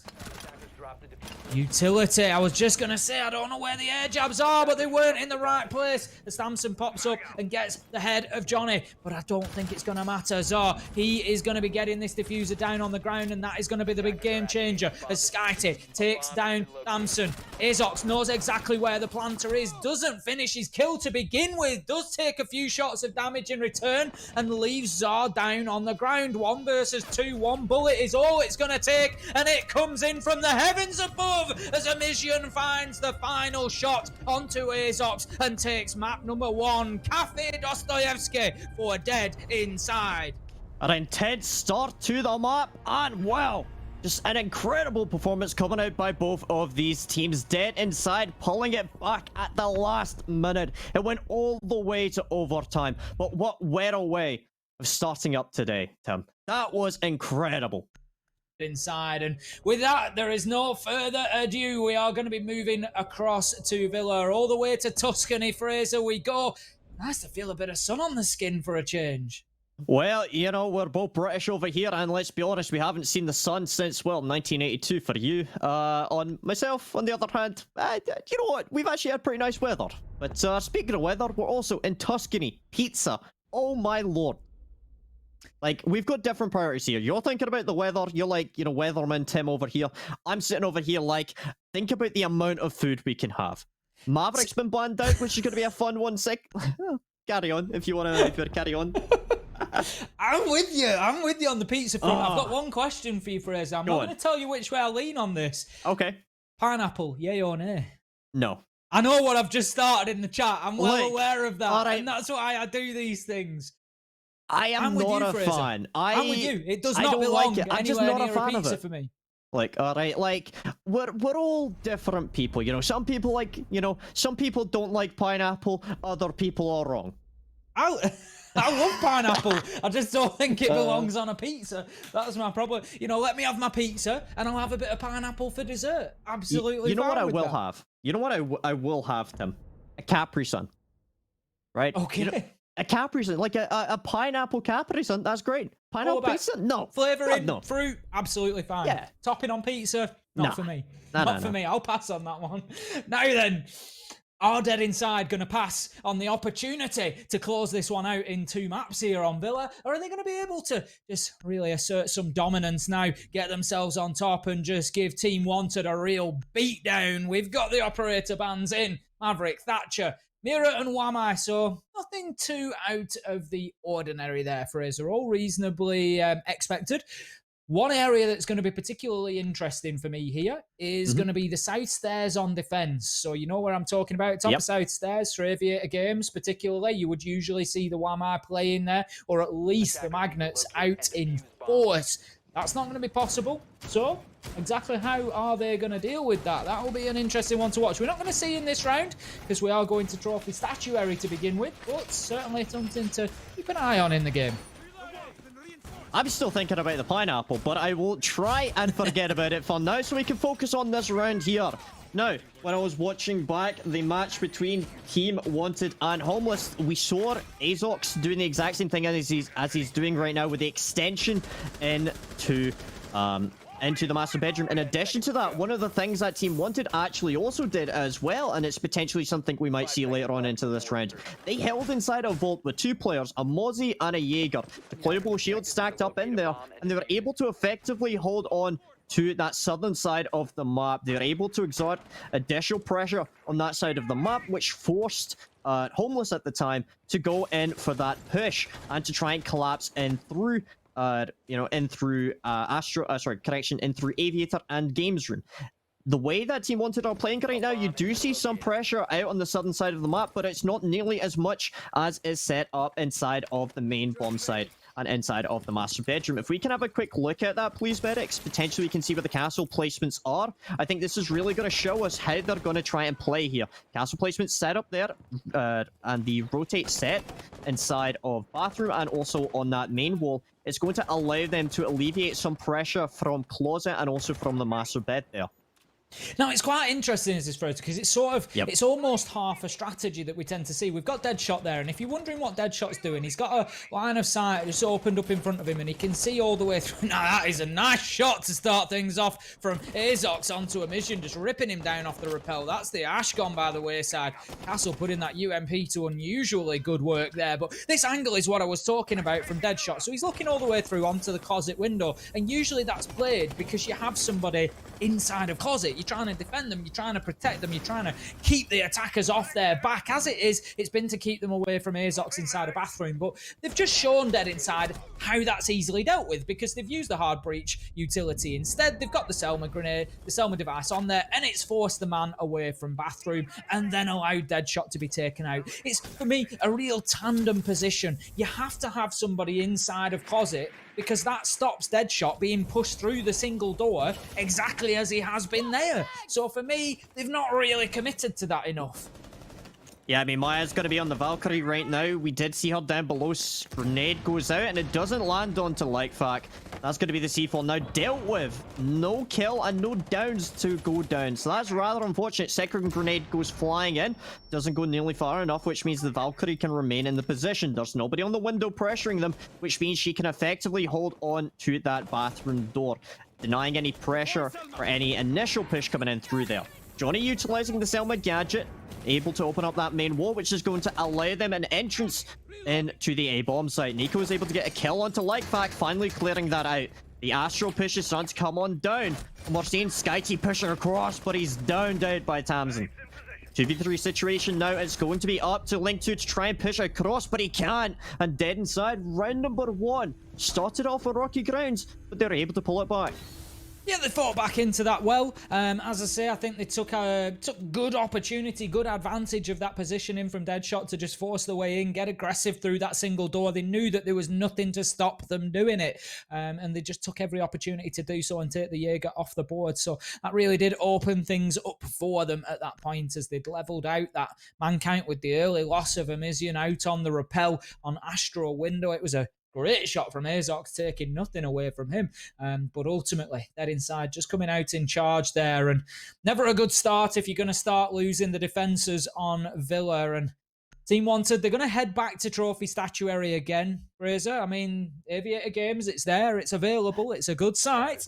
They're going to choose not to take it just yet. They obviously think that they've got a little bit more to bring to the table here. Now, they do have the castle once again. It looks like it's going to be a very similar setup. So I'm interested to see, you know, as I commented, I might expect to see somebody playing inside of closet rather than inside of bathroom, just getting that little bit more aggressive. Usually, the player in Deadshot's old position, whether he'll play there again or not, I'm not 100% sure, but you'd have a dock. Yep. And you basically just keep stimming up the person inside of the closet, and you just want them there for as long as possible, because then it's just not feasible for the attackers to push in to master bedroom. So we'll see how that plays out. We'll see if they can adapt that, if they can tweak it at all, if they can get a little bit more sort of juice out of that one. Yeah, I mean, potentially we would be seeing operators like an Eller, maybe a one being brought out, some kind of shotgun operator that can remain in that position for an extended period of time. And the whole idea of it is that you're basically just putting them out there to be the center of the attention, right? And their entire aim is just waste as much time and utility as possible. They're being supported by their teammates, but it's that full understanding of a good team will take them down sooner or later. And it's about making sure, and it's the cold, hard mathematical logic of it, that you're wasting enough time and utility to make that player's life worthwhile. Amizian, he's going to fall first once again. Deadshot this time paying off in that position. Able to get the kill on to, I believe it was the closet window where Amizian has died, just coming inside. So that surprises me because Dead Inside last time around recognised exactly what was going on with that setup, and they moved in, took advantage of it and got the kill onto Deadshot. Whereas this time around, they've just played directly into it. Before they've got the hard breach on there, they're challenging the closet window, they're challenging the bathroom window, and Team Wanted, they're reacting perfectly. Yeah, I'm a little bit concerned by this because I don't think you're the only one choking out in this situation. Looking at how Dead Inside are playing here, they're trying to play instinctively and aggressively, and unfortunately, it was costing them dearly. They are able to pick up one refrag onto Arox, but at what cost? the question that we have to ask here. At what cost? We've lost our sledge, which is our main form of, you know, kind of soft breach. C4 goes up, doesn't land onto anybody other than that lovely floor paneling, the wooden paneling on the floor. That's unfortunate. It's going to leave a mark in it. As Johnny's going to drone out the bomb site, Linku's still able to hold on to that breach for now, and it doesn't look like anyone's going to really be able to apply too much pressure there. There's one player inside of the bathroom now, two now, and it looks like they're trying to apply pressure in through Astro. If they can take Astro, they can then start swinging onto the bomb sites themselves. This is the same thing that we saw them doing in the last round. But my eye's got to be on that Astro staircase rotate. We're staying like pushing on up, but no. We want to stay down a little bit more. 2 kills go down in favor of the attackers, and it looks like Johnny's attempting to go in and potentially start applying additional pressure onto the bomb site. They know exactly where this push is coming from. The defender's just getting locked down on Astro stairs. Great kill from Zar onto Lark. Linku drops as well. And Dead Inside, although they had a terrible start to the round, are able to bring things back. There's a couple of mistakes from the defenders, really didn't help them. Little things, it's certainly not the reason for success or failure, but things like the nitro just hitting the door frame as it went through, and it's just losing that utility and that potential opportunity to force the attacker's hands is going to cost you in the long run. And Dead Inside able to fight their way back into that one. And I was a little bit surprised, as I was trying to say at the beginning of the round before I almost choked myself. I was basically saying it surprised me a little bit because Dead Inside, they played into that half closet hold so well in round 1. But then in round 2, they just sort of walked into the jaws of the beast, essentially. They knew exactly what the setup was going to be. They dealt with it last time around, and they just walked straight into it, and they faced off with 2 deaths. They got absolutely nothing out of that. So I was a little bit surprised by that from Dead Inside. Effectively, for me, if they're going to bring the same strat, we'll bring the same attack. We're just going to rinse and repeat and move through, and we'll take Deadshot out again. But no, they tried to go in through the windows, and that didn't pay off for them. But one way or another, they found their way back into the round. Great fortitude from them. Kept fighting. Got themselves a win. 2-0 now. And Team Wanted, they need a round here for me. Yeah, and looking at how Wanted are playing, this is something that we both spoke about earlier on. Seeing the additional pressure that's been stacked up and the utility and the emphasis on that main staircase is something that we really need to see more of from teams like Team Wanted. You're seeing them being able to hold on to the top of that main staircase. It's going to deny the pressure coming in through Study, and it's going to mean that they can't just push in and take Study if they haven't cleared the main staircase.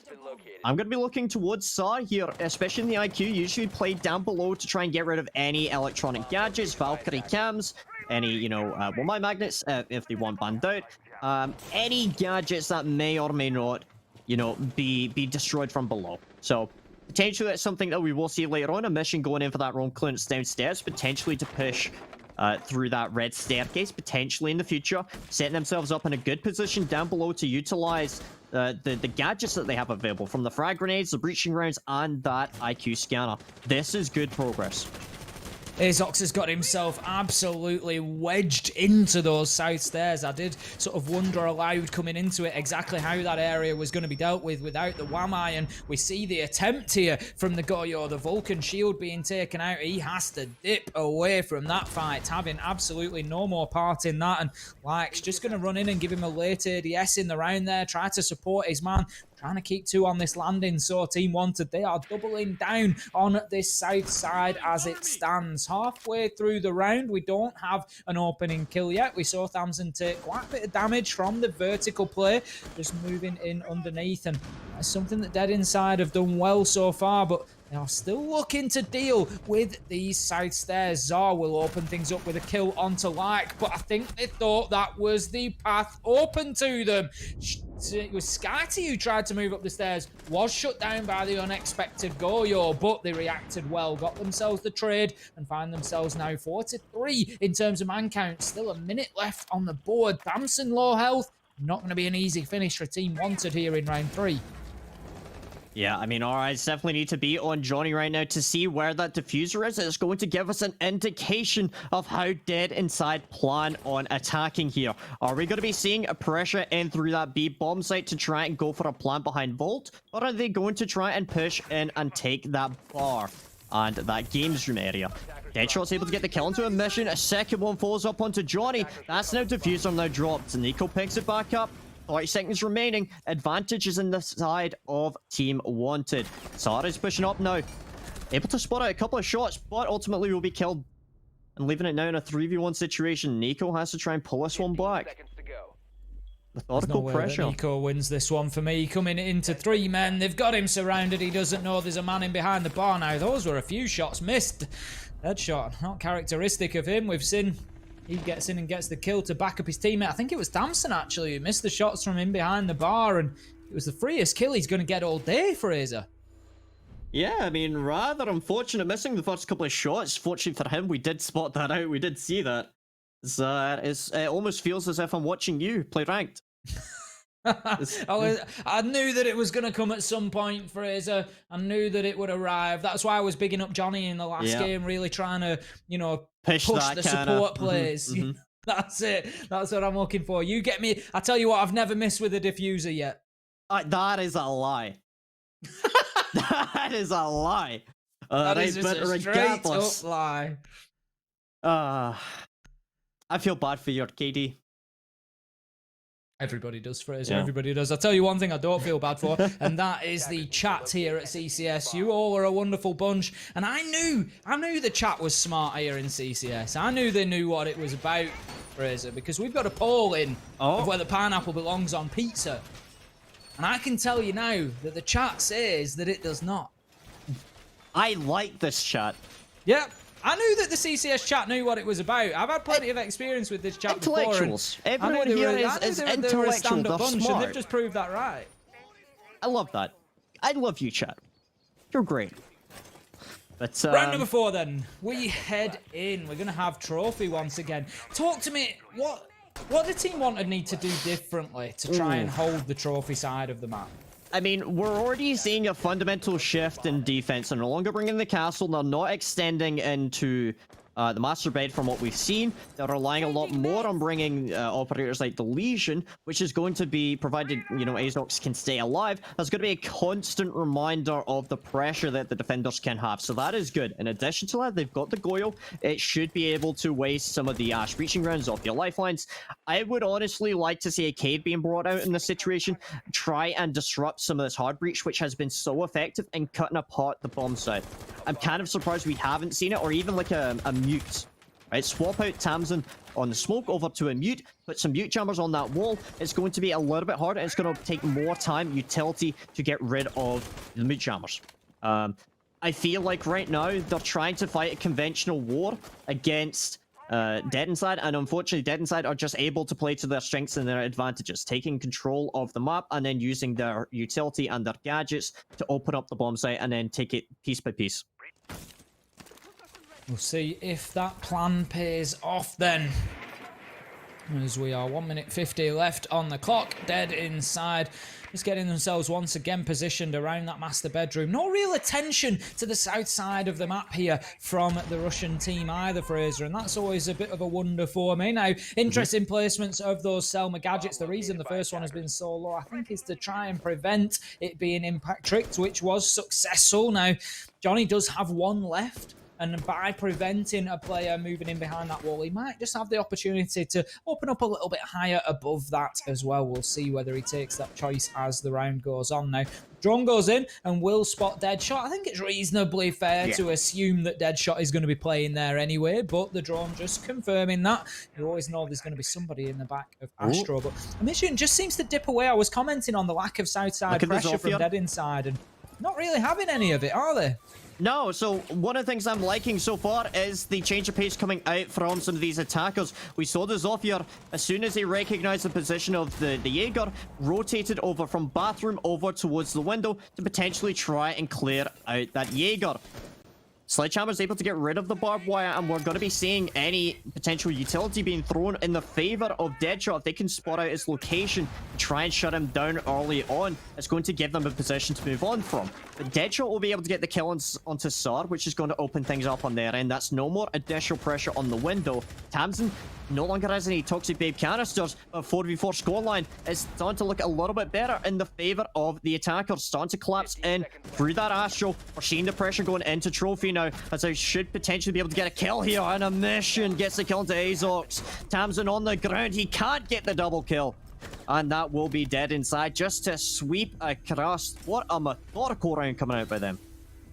What a reaction kill from Amizian as well, coming in from Master Bedroom there. Just found himself with the Legion of Azox right up in his face. I thought for a second it might have been a panic knife kill. We all have those moments where the twitch just hits you hard as somebody appears in your face and you hit that melee button. But no, he managed to get the shots off from his rifle and find himself the kill. So that's going to be 3-1 to Dead Inside, and you just really do start to feel like the momentum is just really working against Team Wanted now. They've got some good kills, 5, 3, 3. The top 3 players not doing too badly at all, but Thamson and Like particularly really struggling to have an impact here. And when that's supposed to be one of your impact fraggers, is always going to make life difficult. He has been playing on the smoke, I'll give him that. So obviously there are other sort of important elements for him, making those rotations, playing with those Toxic Babe canisters.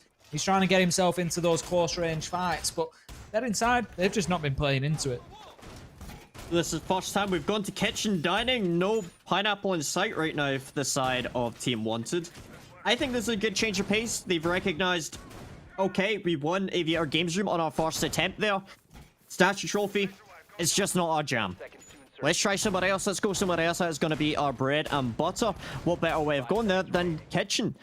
The way that they're playing so far, looking at the utility they brought out, you can see they're trying to slow down the momentum that Dead Inside are bringing out. You can see that with the Castle, with the Malusi, with the Legion. Some of these operators are so detrimental to an execute going down, and especially when you consider, like you mentioned, the smoke. It can be so powerful when used effectively as area denial or as plant denial. So we're seeing a heavy stack up of utility inside of the living room. We're likely going to be seeing some pressure upstairs to try and clear out any potential roamers upstairs, and secondly to apply pressure onto the bomb site. Get rid of some of this utility and try and bomb out as much of the players as you can from above before ultimately you start pushing down, pressuring through the adjacent rooms before taking the bomb site itself.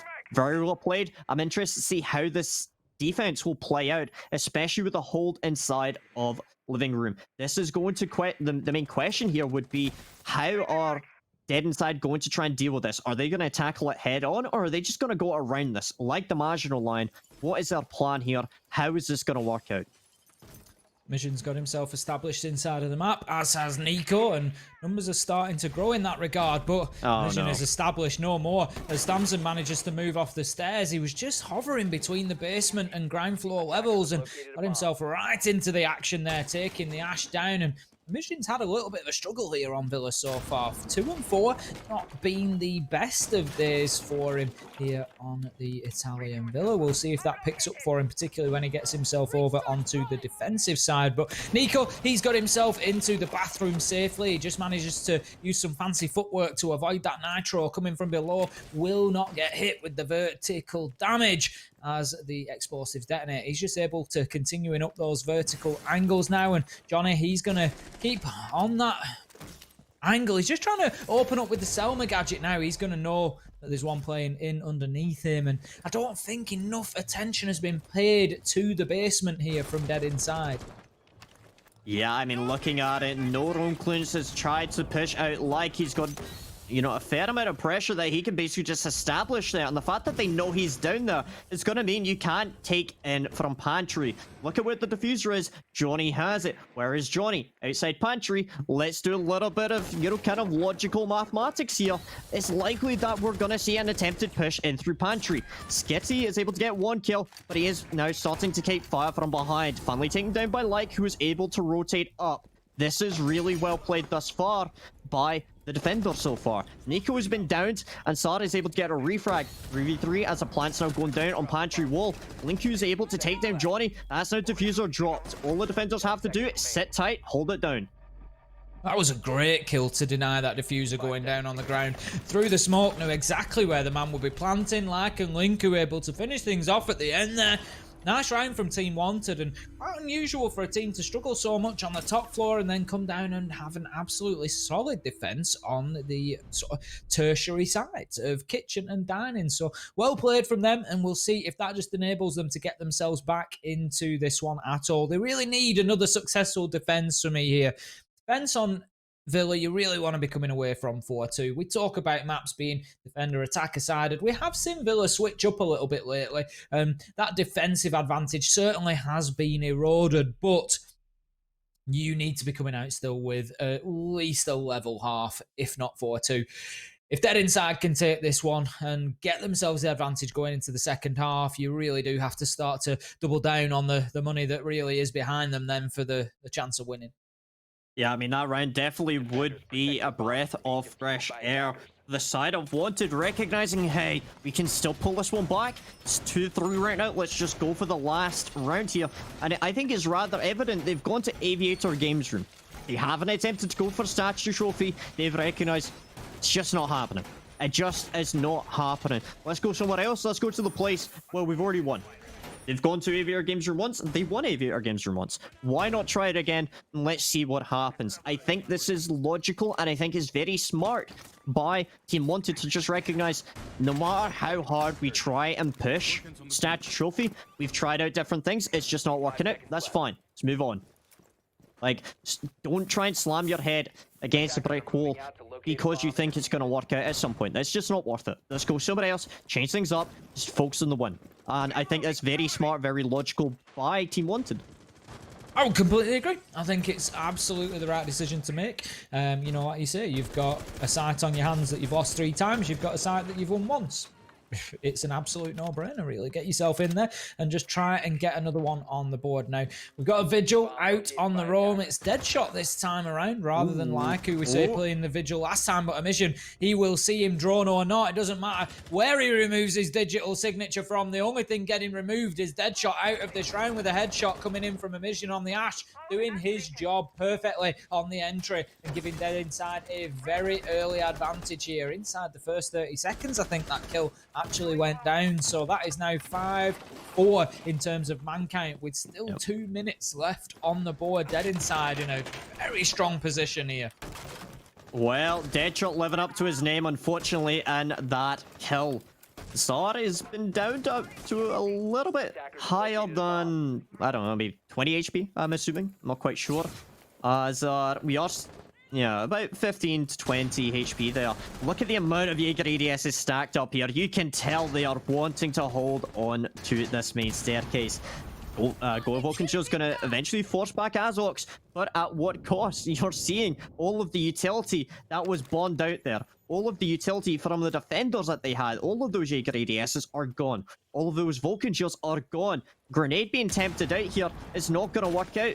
Aside from getting rid of a couple of bits of utility. No players inside of there. Azok still on the main staircase. Lucy Banshee still in a position. Zara is able to get 1 kill, but being immediately traded out in return.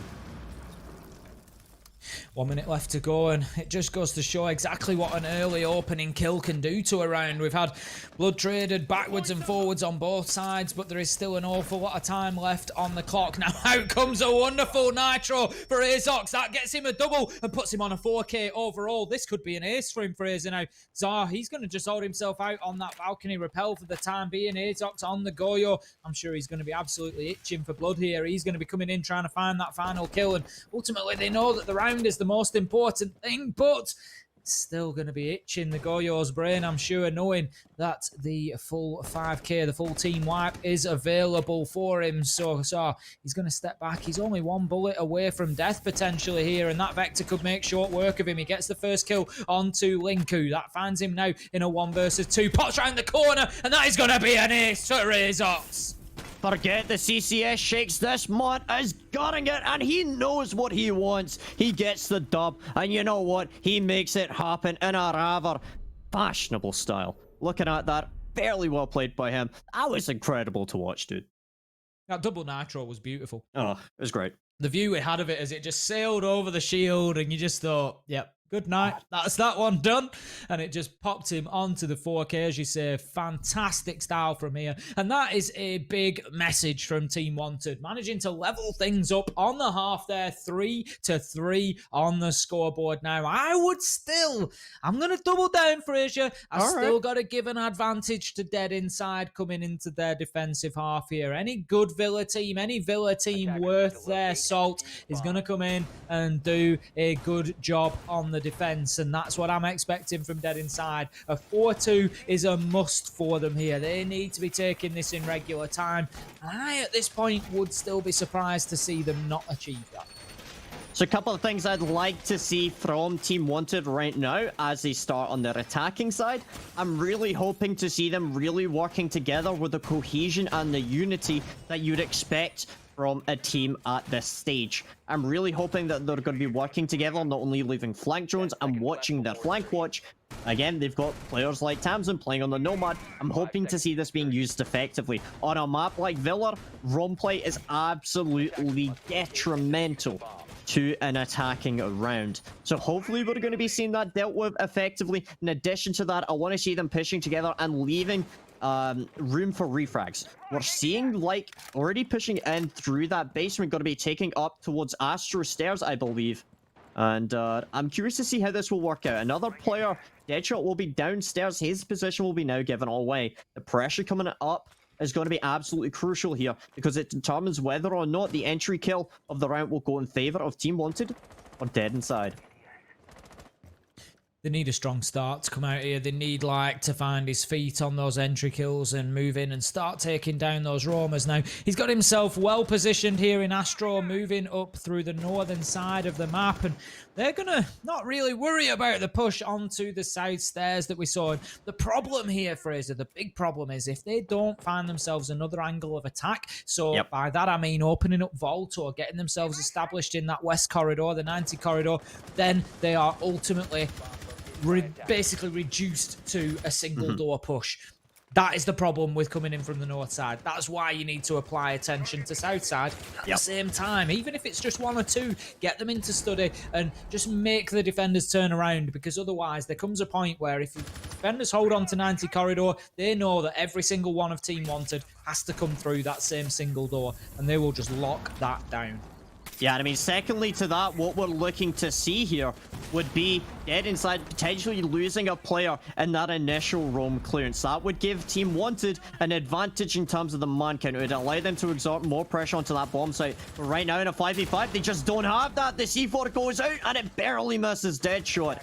Tamsin playing close in, and he's not being damaged or dealt with just yet. It's got to be a dangerous line to try and cross for either team. And it looks like a mission, he's just holding nice and pretty here.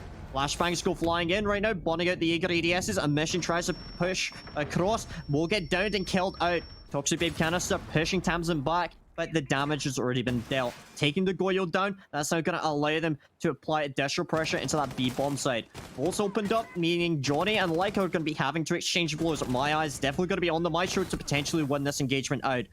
Linku is able to get the kill into Skyty as well, but no, that'll be Nico off the board. This is what you were speaking about earlier on. Taking this additional pressure from multiple angles is superb. And right now, Team Wanted, they know exactly what they want to do here. Absolutely love that attack from Team Wanted. As I say, coming in from the north side, every problem that I listed with that push potentially, you know, if they don't breach Vault, if they don't manage to move the man on that door, if they don't manage to get 90 corridor control, it paints a bleak picture, but they managed to tick off every single one of those boxes, and then you see exactly why it's a powerful push. They also applied some pressure through study as well. There was Azox pushing in from the south side, and just his presence there is enough to keep the defenders guessing, and that was perfectly worked from Wanted there. I think Emission maybe suffered from a little bit of over-aggression there, Fraser. He sort of seemed to, he got the sniff of the Nomad of Damson just playing inside the door. He saw where the flashbangs were coming in from, and I think he thought he could just aggress up there and get himself a cheap kill, but Damson was well alive and alert to the danger and managed to shut him down without too much of a problem at all. And given that he was playing in behind that deployable for quite a long time, I think there was still more time to be wasted from him there. A little bit more passive, possibly. You know, I've just realized Ace casted the first ace of CCS Season 5 EU. Ace casted Arzox's first ace in CCS Season 5 of EU. Almost poetry. Oh, it's great.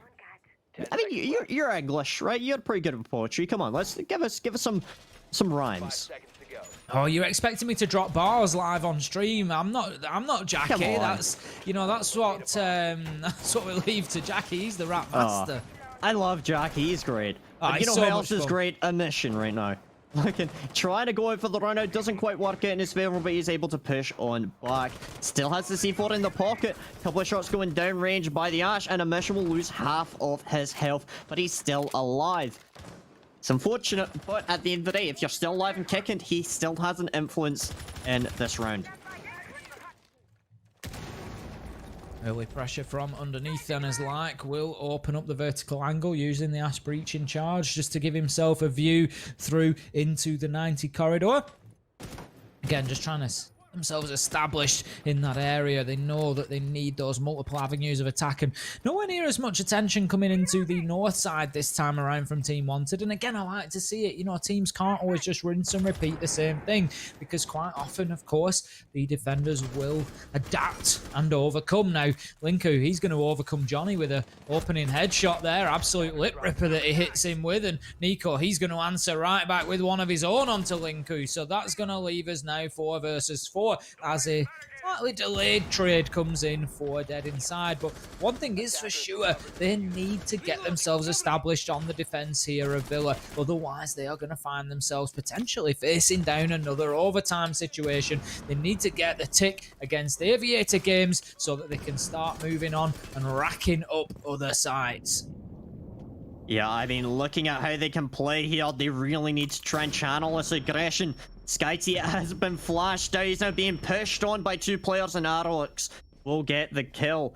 Sar has finally been picked back up, so he's in a position where he might still be able to do some good using these Toxic Babe canisters to deny some pressure coming in. Jaeger will be taken down by Deadshot on that balcony as a mission does seal up the rotate. That's going to limit the kinds of pushes that Wanted could potentially do. But remember, in a 2v4 situation, there's still more opportunities in favor of Wanted than Dead Inside have here.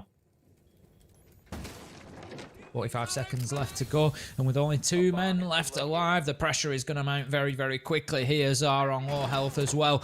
Like, he's looking to just move in through that north side door now. Out comes the Toxic Babe canister. That will be Zar's last, as he tries to just prevent, just slow down, just burn those seconds as much as he can to avoid the push moving through. Deadshot gets himself a nice view through into the vault there, and it's only 1 bullet that needs to land to take Zar down. He then follows it up by getting the diffuser on the ground. A mission on half health, gets shot in the back by Azox. That's going to close out the round for Team Wanted.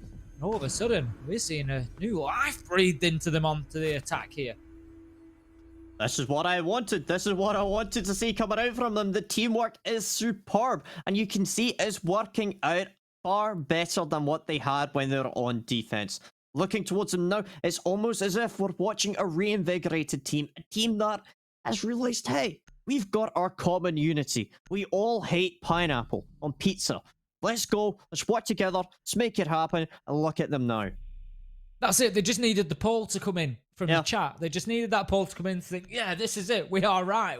We're on a righteous mission here, and we're just going to band together now. 11 and 5 up at the top of the pops there. Wanted really starting to find their feet, and none more so than Azox, as he is almost in the 2KD region at the minute. Absolutely firing, and Linku getting in on the action as well. 8 and 6, and if you look over at that other side, there's only really Zar doing the work for Dead Inside right now. But let's not forget, Fraser, we saw this scoreline last time around. We saw this on Cafe as Team Wanted got themselves 5-3 up and then crumpled like a cheap paper bag at that point and allowed Dead Inside back into the game. Ultimately, it went to overtime. Dead Inside, they just looked fantastic in those final rounds. At least the last 4 or 5, they looked absolutely electric. Can they find the same sort of form now? Well, having lost Aviator Games Room twice in a row, they've realized, let's try something else. Let's bring out a different idea, a different mindset. potentially. And so they've gone to trophy statue, and potentially this is going to work out a little bit more in their favor. Compared to Team Wanted, this is a bit more of a conventional hold. We're seeing operators like Maestro being brought out. We're not seeing any elegant kind of convoluted strategies. It's just super simple Villa bog standard 101, which is good to see because sometimes the basics work better than things that are a little bit more complicated. Like is going to be able to get the initial kill onto Nico before being immediately traded back by a mission, and that is going to be a good change of pace there. Yes, they lost a player, but at what cost? They take out the Legion, but in return, you're able to take down Like, someone that has been rather influential when he's been alive. Pressure starting to mount towards Master side now, and once again Team Wanted looking to try and just encircle, to surround Dead inside, and we saw them do that, particularly in round 7, the first attack of Aviator Games. We saw them push from north side, Azox from south balcony, and just really force the defenders to keep spinning round on their heels, not let them feel comfortable, not let them feel like there's any move that they can make. Now, wall is going to be opened up from master bedroom through into site. That's going to force Johnny's hand a little bit, and particularly his position. He's not going to be able to move across to the north side of site now. He's going to have to rotate through 90 corridor if he wants to do so, or risk losing his ankles as he moves across. Now, Hampson's still applying those air jab utilities late into the round. Only a minute left to go, or we're coming up to that point at least, and the drawn in action is still going. Still 4 versus 4. 4 versus 3 as Scarty finds himself one onto Azox. That was a nice kill to just open up the late stages of the round for Dead inside. Yeah, I mean, definitely working out a lot more in favor of Dead inside right now. They're feeling more confident with how they are holding on to this. And for Linku, well, he's able to get a kill onto Sar. Deadshot follows up with a second onto Johnny. And, well, it's starting to look like it could go either way right now. My eyes are going to be on Skyty right now to see how he can try and deny any pushes coming in. He's going to get taken down by Deadshot. Followed up with a double kill by a mission. 2v1 situation ensues as a mission is able to finally down and kill out the diffuser. 25 seconds remaining. Potential 4K going out for Tamsin. Or correction, for a mission if he's able to take down Tamsin. Beautifully played so far by Mission. Great movement just to pop himself back out of sight there now.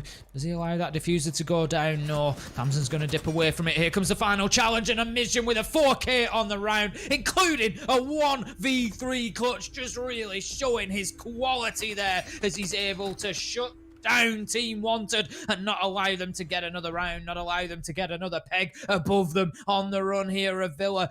Keeps himself within touching distance and his team with him as they are now 5-4 on the scoreboard, and that was a real finish from a Mission there. You just saw, for me, Fraser, there was one very small part of that clutch that was fantastic, and that was after that second kill. He's brought it down to 1v1. He knows that the diffuser's dropped, I think, and at that point, he just dips himself back into the little antechamber near the window and just keeps himself safe for 10 seconds. Forces Tamsin to make a move, to grab that diffuser and to try to do something, and then reacts brilliantly when he does. Fantastic play from Amizium.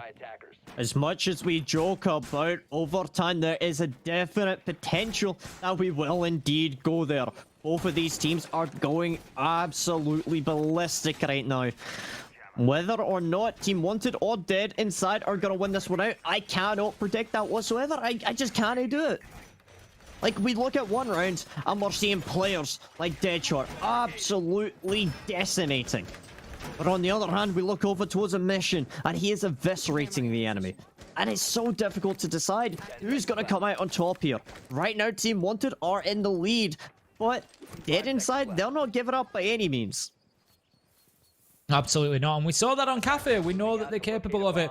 I picked out the scoreline at 5-3 for a reason, and that is because it's a mirror image of what we saw first time around, and Dead inside just sort of seemed to say at that point, enough's enough, let's lock it down, and let's make sure that we get our way back into this one. And there is the potential for the same to happen here, but let's not get carried away just yet. They need more rounds on the board, and Deadshot, he's going to go one step towards saying that today is not the day for them to find them as he opens things up with a kill onto Amizium. Yeah, I mean, taking down a Mission so early on, C4 off the board.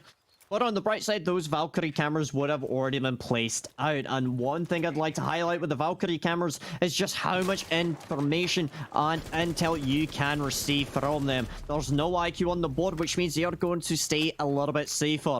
Nico's able to get the kill onto Azox, taking down the sledge. Caber off the board.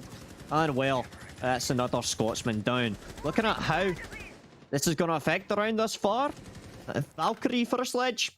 I would still say that probably favors out dead inside now at this point. Yes, the C4 was important, but 2 frag grenades, that's potentially 2 downs and 2 kills completely gone. Nico looking to make a challenge onto the astronomy window there. I think he knows full well that there is a man on the rappel, but it's never an easy challenge to make. Now, he's being pushed from both sides. Does he find the man inside of the stairwell? Absolutely not. Stunned and punched to his feet by an air jab. And that is going to make it a difficult battle for Nico to win, and one that he cannot win, as we find ourselves 4-3 now, but leveled up as Skyty finds himself one through the hatch there onto Like, using every angle available to him to find himself the kills. 1 minute left to go here. We've got Zara and Johnny just locked in sight. We've got Skyty out on the roam.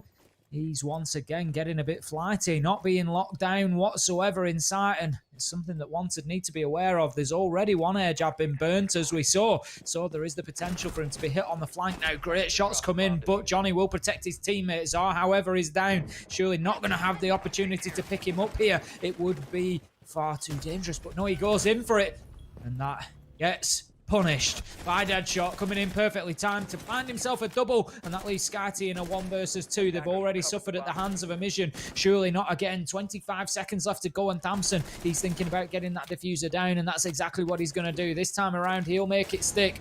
No success with the Nitro for Skyty. He's going to have to move around, get shut down as he tries to do so. Deadshot 3 on the round. Great from him. Perfectly timed challenge onto the resuscitation attempt. Team Wanted, they get themselves onto map point. Well, Saving Private Ryan, just with a little bit of a different script, and well, is based inside of Tuscany, Italy. Leaving us on match point now, as Team Wanted are looking like they are in the driver's seat right now. It was so close and yet so far in that last round, but there still is the potential. A couple more rounds, and it could be done by Dead Inside. They could still pull us back. They can still make this one happen. Okay, if there's anything as a British guy, if there's anything that I know, it's that with football and stuff like that, there's always a chance. Okay. Whilst there's 2 teams playing, Fraser, either one of them can win, you'd better believe it. And we saw this last time around where Team Wanted were able to get themselves back into things and to push it to overtime. Now, they've got a better opportunity than Dead Inside did last time around. When they got to map point, they were 6-5. They only had 1 bite at the cherry. But this time, Team Wanted, they will find themselves with 2 opportunities to close this down in regular time and take us all the way to Oregon. Now, anybody who watched week 1, I'm sure this is going to have come as a little bit of a surprise. Team Wanted were not, at least at their best, on Villa. That's what we saw against Homeless, but ultimately and inside have failed to punish them so far here, and look like they could be dragging this one out to a 3rd map, and it could be a bit brutal for them, because I think they'll have felt like this would have been the end of the line for Team Wanted. So to find themselves on Oregon, that might not be somewhere they expected to be going. Yeah, I mean, we do have to recognize just how stressful it can be to play in a competitive environment like this for extended periods of time. And it's something that a lot of competitive teams do struggle with. You do see that some teams tend to be more, sprinter teams, and some are more marathon runners. And the endurance that these teams have, I think, really plays into how they operate in a best of 1, a best of 3, or a best of 5 environment.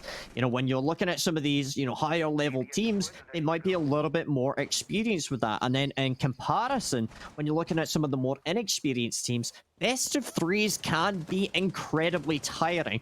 But you need to focus for hours at a time. But looking at how both these teams are playing right now, they have been remarkably well trained here and well experienced, and I think it's superb to see them both kind of coming out absolutely giving it their all. Aviator Games going to be the defensive side once again. This is something that Dead Inside have really struggled with so far. We've got the north side push mounting once again from Team Wanted. They've shown a great ability to find success with this attacking strategy. Moving in, gaining control, opening up the vault, and just making it very difficult for the defenders inside of sight by opening up angle after angle. But this time, looks like Dead Inside are just playing a little bit deeper inside of sight. They're not too keen to go and take those challenges, and it's going to be Deadshot to open things up with a kill onto Emission once again. He's really been suffering in the entry battles, has Emission so far here on Villa, and certainly is looking like it could be one of the key contributors to costing them the map here, because really hasn't been involved to the level we might have expected. But Nico, he's going to level things out with a kill onto Azox. Deadshot is going absolutely huge. 16 and 6. Look at that. What a game from the Zofia. Yeah, I mean, what more could you really be asking from players like Deadshot? You're looking at some of the kills here, like Tamsin, and you're wondering, how come he's 2 and 4? Well, it's partly because one of their main entry fraggers and one of their main kind of flex players in this team has been absolutely on fire. I mean, at this point, we should probably be calling the fire brigade or something, because he is just absolutely insane. But Deadshot not able to get that kill just there. Johnny will get the refrag onto Linku, and Tamsin is taking a fair bit of damage, likely to Toxic Babe canister, I believe. I wasn't quite sure about that. As Skyty is also killed out, or actually also kills out Azox there. Looking in favor of Dead Inside here, as Deadshot gonna have to try and find 3 players here, or potentially go for the diffuser. Dead Inside just hold themselves in safe locations. They know the diffuser is on the ground, and there is very little that Deadshot can do about it. He just tries to find himself any stat padding kills that he can, but will be unsuccessful. So that is going to be Dead Inside taking us to the 12th round once again. Will this go all the way to overtime? Are we going to see those 15 full rounds once again?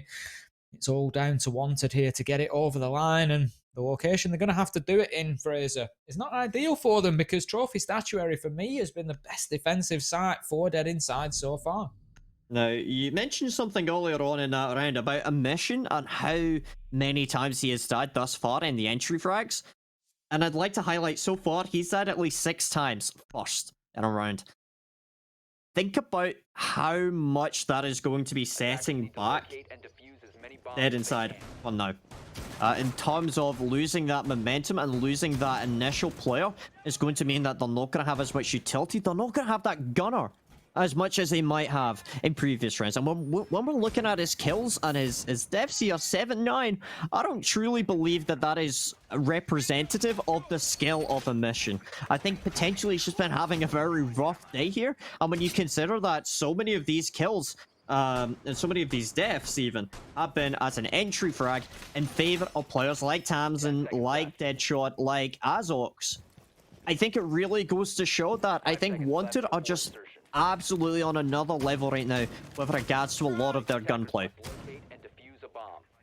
Well, you've got to remember for Emission as well, another important factor there is that 4 of those kills came in 1 round. Yep. You know, that was the...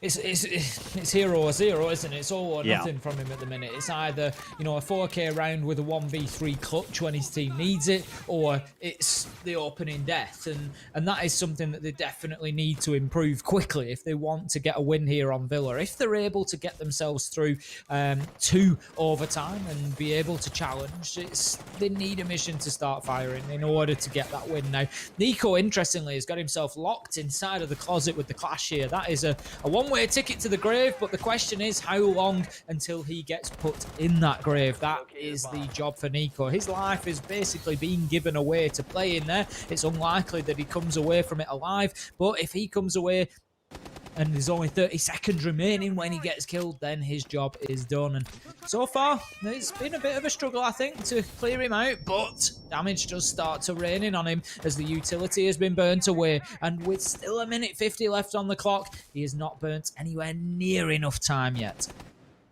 Yeah, I mean, look at the amount of utility that has already been thrown his way. Flashbangs, nomad air jabs, frag grenades, and Zofia lifeline stuns just to try and kill him out, and he's still alive and ticking right there.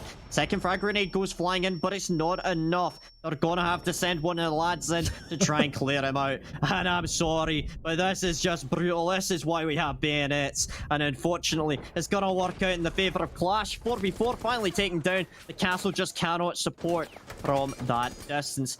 Couple of shots going back and forth onto Azox from the castle, but he's still able to stay alive in there. Deadshot trying to apply pressure in through the breach for now, try and see if they're able to exert any additional pressure onto players like Johnny.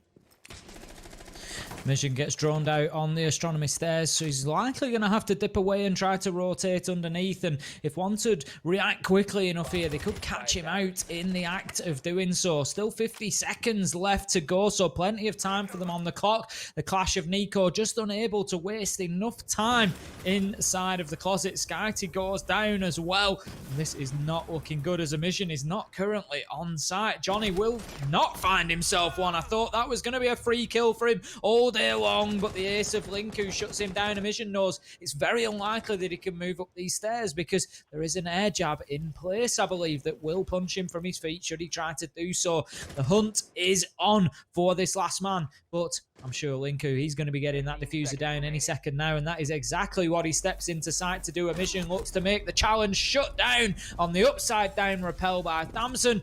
Deadshot already had Skyty downed, and the kill is confirmed, and that is going to be the map going to Wanted to level things up. Well, we spoke about this being a marathon map, and a marathon matchup indeed. Looking at it now, we're going to have to go to the third map of Oregon to decide who is going to be coming out on top. But for now, Deadshot is reigning. Now as the players all load into our third and final map, Team Wanted taking Villa, dead inside, opening things up on Cafe and taking the first map. So it leaves them in a deadlock, a death grip, Fraser, with each other. Who's going to come out of this death roll on top? That seems rather violent. I don't know about that. But regardless, we do see the operator bands coming out. Thatcher off the board. Welcome to Siege. You generally come to expect that operator will be taken out fairly quickly. The way that the EMP grenades affect the defenders with the amount of gadgets it can affect, it's very good to kind of take that operator out early. And it's going to mean that the defenders are a little bit safer with regards to some of the utility they can bring out. And secondly, it's going to complicate things for the attackers. Capitao going out is an interesting one. And the reason I want to highlight that is we're likely going to see Wamai being banned out. Why? It's a standard ban for a lot of these teams at the minute. And the way that you hold with Wamai, it allows you to hold in much more complicated positions. And it bans out a lot of utility. So Wamai, fairly safe ban to be going out there. If he is unbanned, then the Capitao would be used very effectively against those positions. Think elbow, think in laundry, as a couple of examples there. Valkyrie also been taken off the board. Intel is crucial. How do you feel about that, Ace? Do you feel like these operator lineups are going to be affected by some of these bans at all? I think so. Valkyrie has been a reasonably popular choice on Oregon when available. There's some very strong external cams, particularly, that do give rise to little run-out opportunities, and also down in the basement, a couple of nifty little cams just to try and lock down. Because the problem with basement is how many sides you can be attacked from. It's very difficult to know where the entire push is coming from to lock down where are all the attackers, because, of course, you can have an attack mounted through freezer, through bunker. You can have players on rear stage stairs. We quite often get players pushing laundry stairs at the same time. It really is a 360-degree site. There's not a lot of vertical pressure, thankfully, because otherwise it would be very, very difficult to defend down in basement. But yeah, we do see the odd bit of use for Valkyrie down there as well, just to try and negate a little bit of that, I think. But the opening site for us in round number 1 here with Wanted on the defense is going to be quite interestingly kitchen and dining.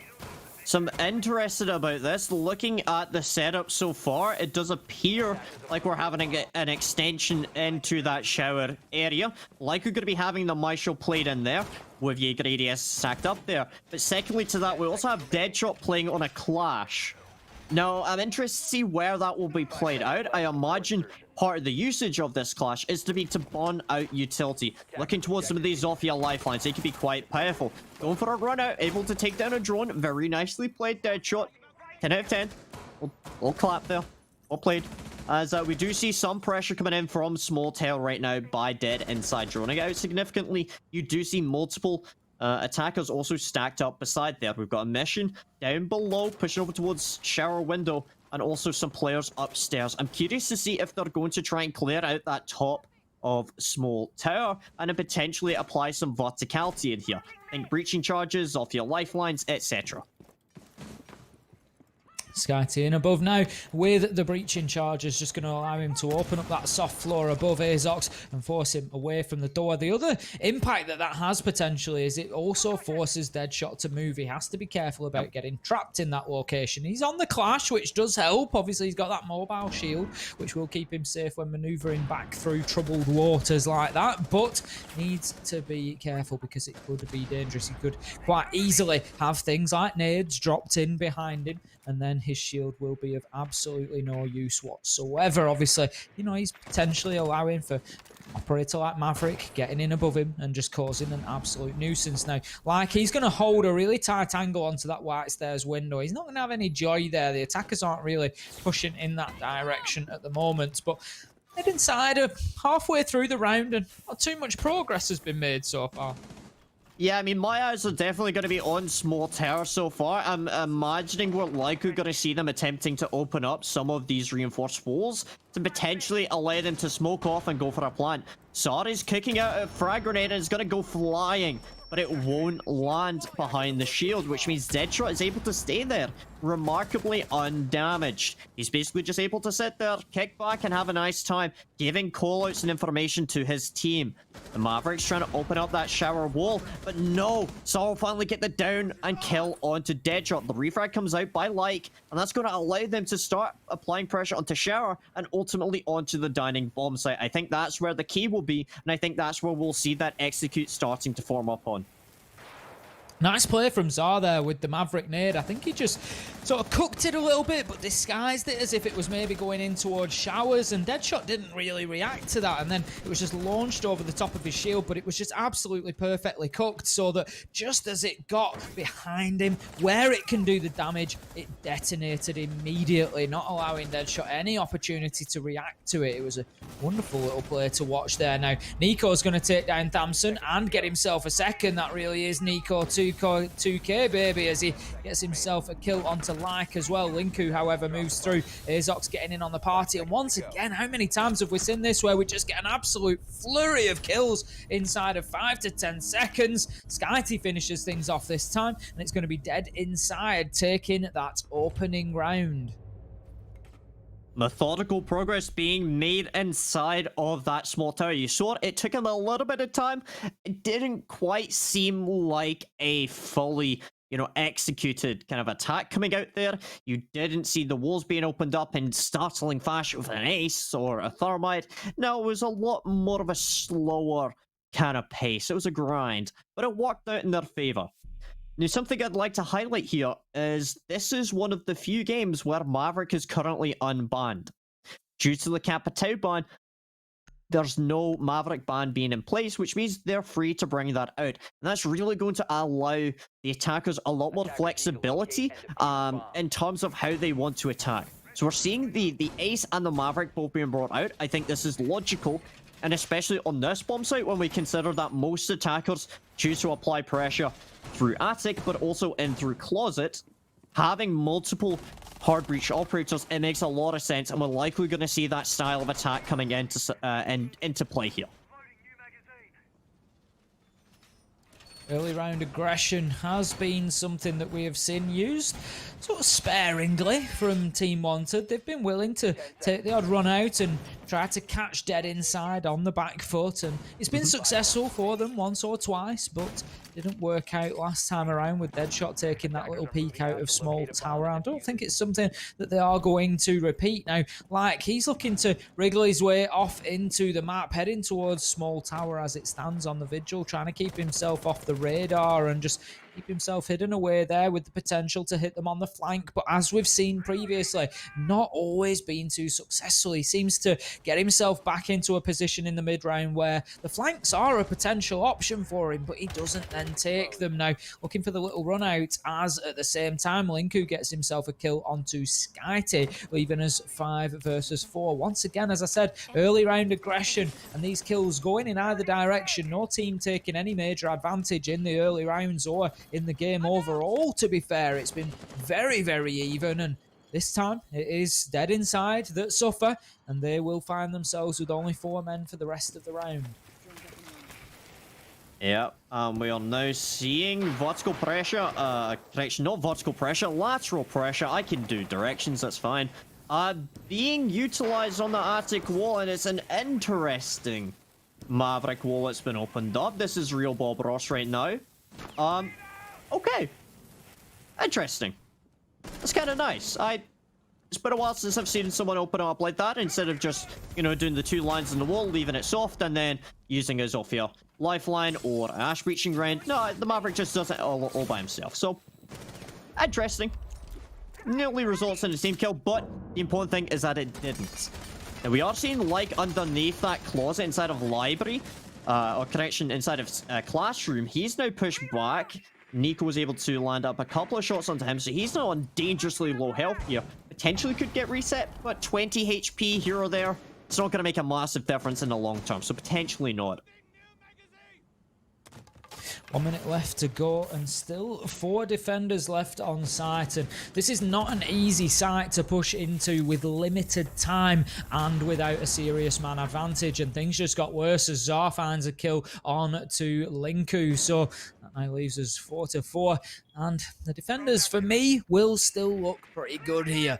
Because, as I say, when you start to peel back those layers of defense, you quite often see this site defended from deep inside Kid Storms with 2 or only 3 defenders, and it's not always that easy or not for the attackers to crack. Now, with 25 seconds left to go, Dead Inside need to get moving. They need to find themselves a way inside, and they need to find themselves some kills. They seem to just be caught between real Hobson's choice here. They can't seem to decide where to go, where to push. They're just running in and out of trophy. Now, Mission gets a sight of somebody inside of Dorms, but eventually manages to down the man and finish the kill. That's Azox going down. Johnny will start to get the diffuser on the ground, and the smoke grenades are just covering that from happening, so he isn't able to be challenged, and that is successful. But as I said, when there are still men alive inside of this site, very difficult to attack onto. 1 versus 1 effectively, as Damson is down but will be collected. That could be a smart move. It's all down to Johnny here. We've seen him have a good game so far today. Finds himself like, can he find himself the 3rd on the round? Yes, he can, to defend the diffuser, and it's Dead Inside taking round number 2 with a successful attack once again. And there was a second there where really had the heart racing, Fraser. I thought they were going to throw that one away. Here's Johnny. He comes in with an incredible clutch, getting the plant down, covering it superbly. That was brilliant to watch. We've spoken about Johnny throughout the last 3 maps. Throughout Cafe, throughout Villa, this player has really stood up and beyond. And it's something, especially, you know, as yourself being a, you know, bit of a support player, then in, you know, in ranked. A lot of a support player. Anyone that can't frag out usually goes to support. But looking over towards Johnny, he's the exact opposite of this. He's capable of absolutely clutching it out when the situation demands it. Looking towards how he's been playing in this lineup, it's clear to see that he has been such a core component, not only providing information through the drone work that you see him actively on, but also in supporting his teammates, getting the plant down, providing information, and ultimately, when push comes to shove, getting kills and making it happen. So very well played so far by Johnny. It's a player that I would love to highlight here, who has had a substantial impact on all 3 maps so far today. You've got to have it in your locker. You know, at this level, you can't just be out-and-out support. Any support player, realistically, needs to be a flex player. They need to have that ability. They need to have the potential to just go in and hit a couple of kills like that now. Like, he's trying to get aggressive once again. Really aggressive this time, running all the way out to the ramp. Won't find anybody coming in from construction there. And now Nico is alive to that potential danger. Like, he's going to wriggle himself away back off into the map, just holding himself around rear stage at the moment. But as I said last time around, round didn't really have too much impact on the Vigil, and that's something you got to be really careful with, because when you look at Vigil as an operator, it's quite a selfish operator, and I don't say that in a negative way. I don't, mean it as such, but ultimately he doesn't bring much utility for the team beyond reinforcements. That's all he offers. So effectively, you have to get kills with him. That's what you need to be doing. That is your contribution to the team. And if you're not going to chip that in, if you're not going to get 2 or 3 within a round out on the roam, really, you could be bringing somebody of more use. You could be bringing somebody that could offer a little bit more to the team. Now, offering plenty to the team is Deadshot, as he gets a headshot onto a Mission to start things off. 5 versus 4 once again, but that did not stop Dead Inside last time around in round 2. They still found a way back and a way to win on this very site. Attackers have located a bomb. Yeah, I mean, at a disadvantage, but that doesn't mean that they're going to lose outright. And it doesn't mean they're going to win outright. All it means, gotta try a different strat. Different operators with different gadgets are now going to be used in the same position that you might have previously used the Ash. You still need to be able to bomb out Jaeger ADSs. You still need to get rid of some of these utility like the Malushi Banshees. And look at this. The Vigil, like we spoke about earlier on, not being played downstairs, but being played deep inside of the bomb side. Able to use that ERC-7 scanner to effectively bamboozle the defenders. Bamboozle the attackers into thinking, hey, he's downstairs. And he's not. And in that exact position, we've got Deadshot, unfortunately not able to land a killing blow onto SkyT, but Like is able to effectively hold on to this doorway here when he's not being flashed out, and could potentially protect his teammate there. Nomad's already pushed on deep into the bomb site here, and it looks like, looks like they're not even aware about it. Plant's about to go down by Johnny, but the Toxic Babe canister is going to force back Nico. 4v3 situation, this is very dangerous, but the tension could work out in their favor.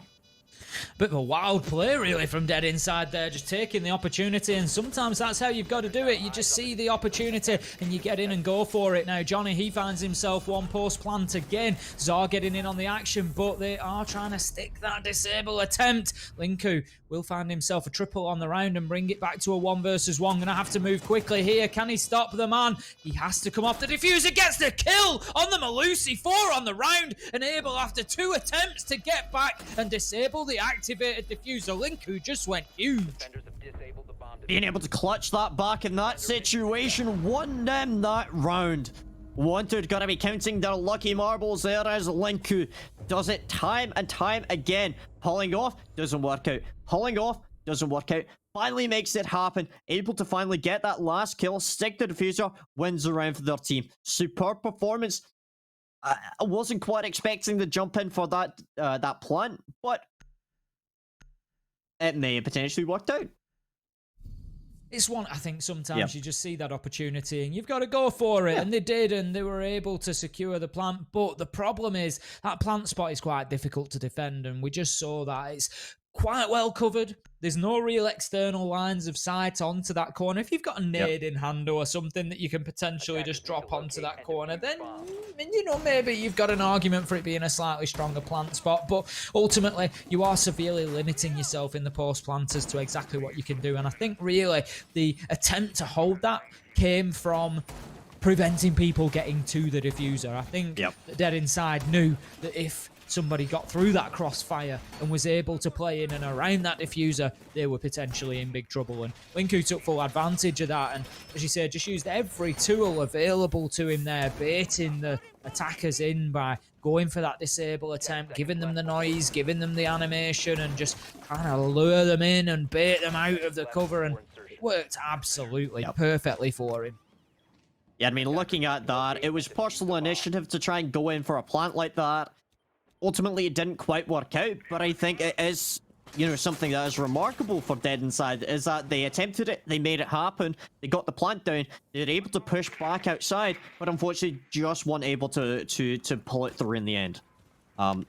Fair play to them. I think it was a worthwhile attempt, and it's just a shame that they couldn't quite make it happen entirely. This is what we wanted to see from the Vigil, wasting time out in the roam, potentially going to get peeked out here, and yep, that's going to be a mission to get the entry kill of that round. Second kill going down onto the Malusi. Nico gets the kill onto Linku. This is looking really well in favor of of Dead inside right now. Going to be a struggle from here on out for Team Wanted. Holding the bottom floor with only 3 players is never going to be an easy task. And I come back to what I spoke about earlier as to exactly why it's not an easy task. And that is because of the absolute multitude of opportunities and the variety of attacks that come onto this bottom floor site. Deadshot just taking the opportunity to barricade up behind him. And it just goes to show how realistic every angle, every avenue into this site is for the attackers. And for only 3 people to hold down 4 potential pushers, maths just don't stack up, Fraser. Yeah, I mean, on the bright side, they still have some of their utility on that bottom floor. For example, the Mira that has so far only placed down 1 Mira window. Gonna be putting down second one now, facing towards Laundry. Very nice to see, just to make sure that it doesn't get shot whilst they're away. Very smart. We're now seeing Sar opening up that kill box hatch, applying some additional pressure here, even if it is perceived pressure. The attackers have a significant advantage in terms of the man count right now. All they need to do is just slow it down and make sure that they don't lose that by being too cocky. Looking towards Skyty now, starting to use some of their Zofia lifelines inside of that freezer. Deadshot as well, looking towards the freezer now. Flashbangs pouring on in. So now the go of Oakenshield will be detonated. A Deadshot starting to struggle to try and hold on to this location here. Wall will be opened up, which gives another view in from Freezer, and this is exactly the problem that I was describing right now. Wanted, they are being pulled pillar to post because there is angle after angle opening up onto them. With the meeting hatch being opened up, it makes it difficult to remain at players, although at pillars, sorry, although Azox seems to have really committed to that. Now we've got a couple mounting a push on Laundry Stairs. We see Deadshot being downed and follows by Azox, and this is falling apart quickly now. The diffuser attempt is denied, but ultimately that is Thamson's last act as Skyty gets in and finishes off the round. But as you can see, it was just an absolute nightmare. As soon as they had 3 men, they were just outgunned massively at that point. Dorms, by contrast, with 3 men, definitely winnable. You can really hold it down from the double window and from kids' dorms, but absolutely not the case when defending that bottom floor. You need to keep your men alive. You need to have a man advantage. You've got to have your men in your life staying alive and, well, having an impact in the round.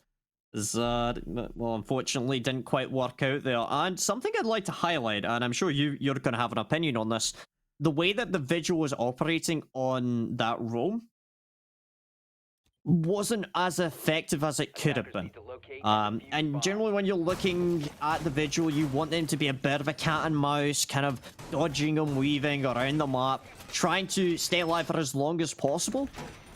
And sometimes that means avoiding the direct engagements, specifically so you can stay alive to force them into that roam clearance.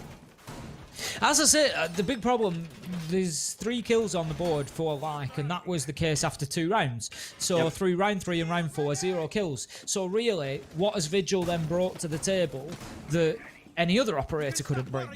You could argue that maybe he's wasted a little bit of time because his cloaking device does make it more difficult for him to draw and he needs to be found and dealt with, but I don't think we can really make too strong an argument for that being impactful here. Dead Inside have dealt with it reasonably easily and quickly, and it's not been much of a problem for them at all. So then you start looking, at the other options on defense, and you have a look at it and you think there are other operators that could be brought along here that would offer more if you want to play out on the roam. Even, literally you could pick anybody. You could pick a Legion at this point just to have some traps out there, just have a bit of information coming in when those traps do get bust by attackers trying to push in. Literally anything, anybody who brings anything else to the table and still has that mobility of Vigil, still has the opportunity to get in and around, to be out on the roam and to make a nuisance of themselves.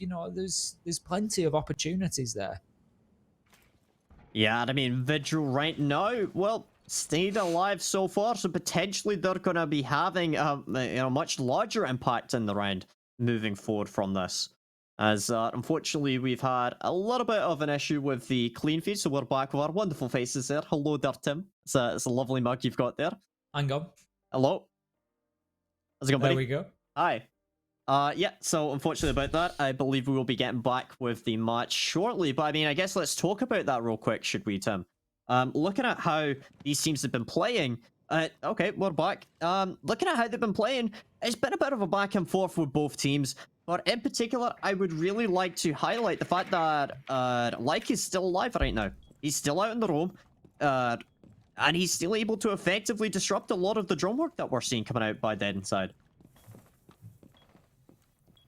Certainly is, and Dead Inside have got themselves an advantage once again, and a strong advantage. And what have we said, Fraser? Absolutely nothing coming out of the Vigil once again. Still on 3 kills, still no impact made into the round, and still a lack of utility brought along to support the team in their hold. And once again, Thamson, Avox, and Linku find themselves now 3 versus 5, and the pressure will mount. There is still a minute left on the clock. Out goes the nade. That is going to damage the Malusi. Linku does manage to just wriggle away from the lethal blow, but will still have that chip damage just mounting up from him. And once again, Dead Inside are just rinsing and repeating. They're doing exactly the same thing here once again, and out goes a nitro attempt, but it will be nothing more than an attempt, and an unsuccessful one at that. And Dead Inside, as I say, rinsing, repeating, just surrounding them, just trying to get those multiple avenues of pressure. They're going to move in here. They might lose a man. They're not going to lose 2, and that's what it's all about, creating those situations where you can trade off, where you can impact on your teammates' deaths,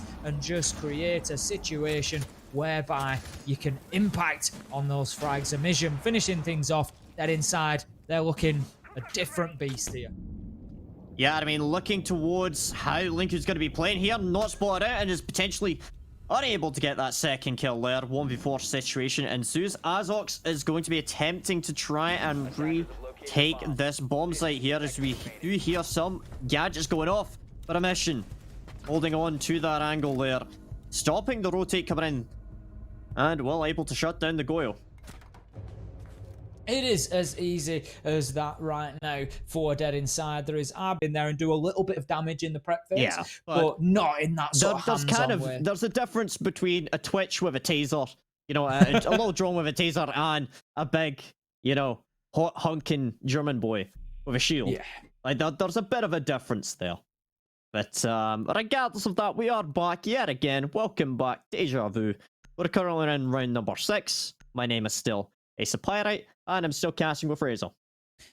A wonderful... I was going to try and do a Scottish accent, Fraser, but I thought that's not going to end well for either of us. Go for it, let's go.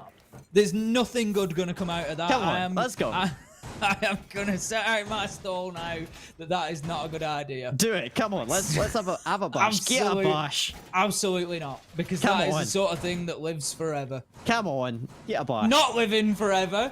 Our team wanted right now. 4-1 down, they find themselves heading into the final round of their defensive half. They're going to be upstairs in the kids' dorm site once again. Not been good for them so far. They have had a successful defense up here. It is where their 1 round came, but if you remember, it was down to a big play from Linku on the Malusi, just able to close things down and get a disable on the diffuser. It was a real late round gasp from him, really, to get that one over the line. It was a big clutch play, but not really much else brought to the table for Team Wanted so far, and they need to show us a little bit more here in round 6. They need to get that second round on the board if they want any opportunity in the second half of this map. Yes, well, not really seeing like playing over by a small tower. No, instead it'll be over by the big tower, because remember, chat, bigger is always better. Whether you're getting, you know, 1 kill or 7 kills, bigger number is always better. So we're seeing him kind of pushing back a little bit, choosing not to engage with any of the attackers over there, which should, in theory, allow... it should allow some of the attackers additional pressure now into Attic if they potentially want to open that up with the Maverick, like they did in the previous round. I think that's where we're likely going to see them applying some pressure here. And yeah, it does look like that is kind of the plan. Opening this wall up quickly and effectively here.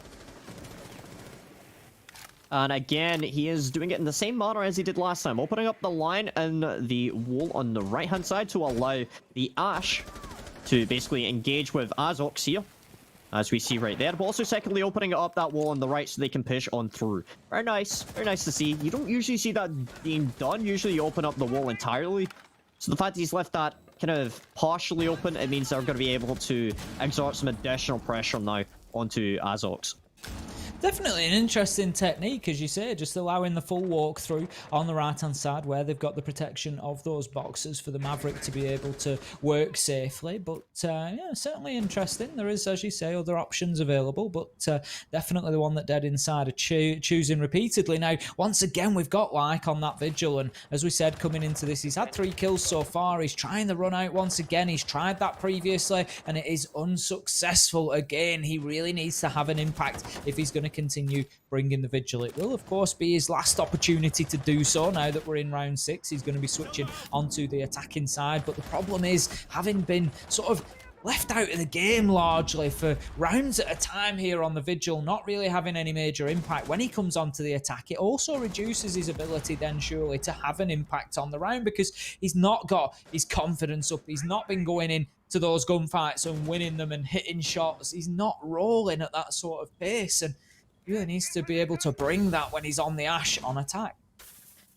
Yeah, and with time taken away here, he really needs to have that impact right here, right now. The push is starting to come on in. Like is down below as Jaeger is able to get 1 kill. Sada is able to refrag it. The plant has yet to go down right now. Smoke is trying to cover out the position here. It looks like Johnny is starting to going for the plant. In a 1v3 situation, Linku's the last player standing. And Sada's going to be able to get the last kill of that round. Sealing the deal there, 4 dead inside. Not looking good for Team Wanted at this stage. We are, of course, in a knockout tournament here. So if this continues as it is, Dead Inside will continue into the upper bracket finals, this being an upper bracket semi-final.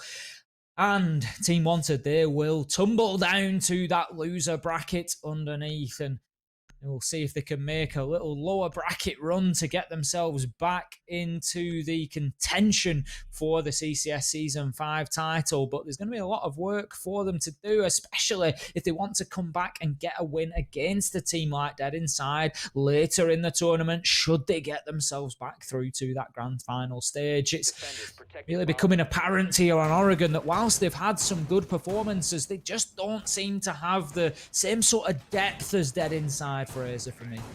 Yeah, I mean, I do have to question a couple of things. For example, when we're watching players like, I'm a little bit concerned that we're not seeing that kind of depth of character that we might otherwise see in other players. For example, he's consistently going for runouts through small tower, trying to get these initial early picks, but it doesn't work out in their favor. And if they're not able to get that early frag, then they're struggling to really have any major momentum in the game. Now, we have to remember that on the roam, you can use the entire width of the map and the entire space of the map. So by limiting yourself to these smaller runouts, I feel like you're not really utilizing the full effect of the gadget.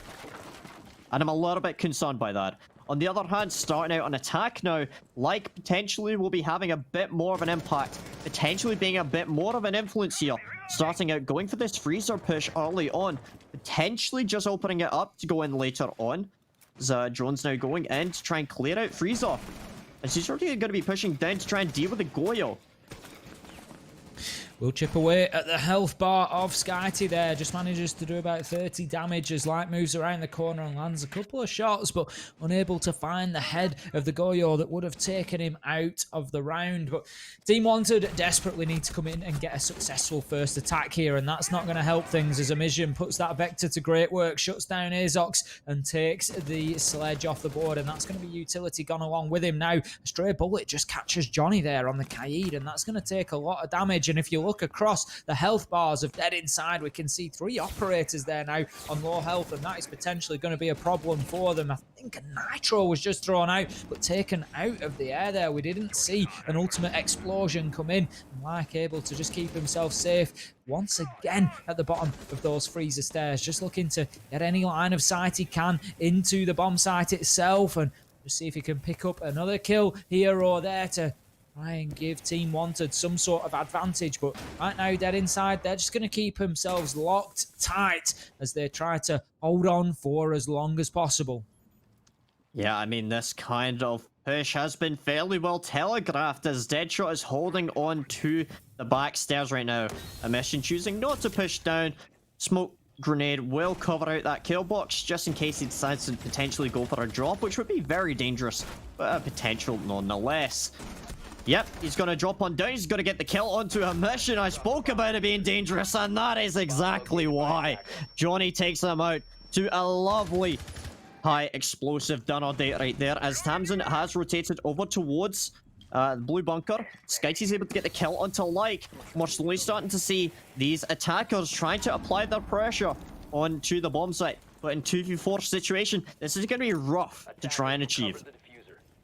The problem with Linku's position of death there, just moving into that kill box as we often see it used with the nitros, was leaving the diffuser down on the ground. And by the time it's been retrieved, it now leaves us with 20 seconds left to go. Deadshot does find one onto Nico, but there's a lot of work for Team Wanted to do here, and it all starts to fall apart as one man goes down. There is only one left. 8 seconds left to go. Downed, and will not be able to use the last stand ability as the Zofia is finished off by Zar with the shotgun, and that's going to be dead inside, putting themselves onto map point 6-1, and this one could be over in very quick fashion as they will almost certainly head up to dorms now.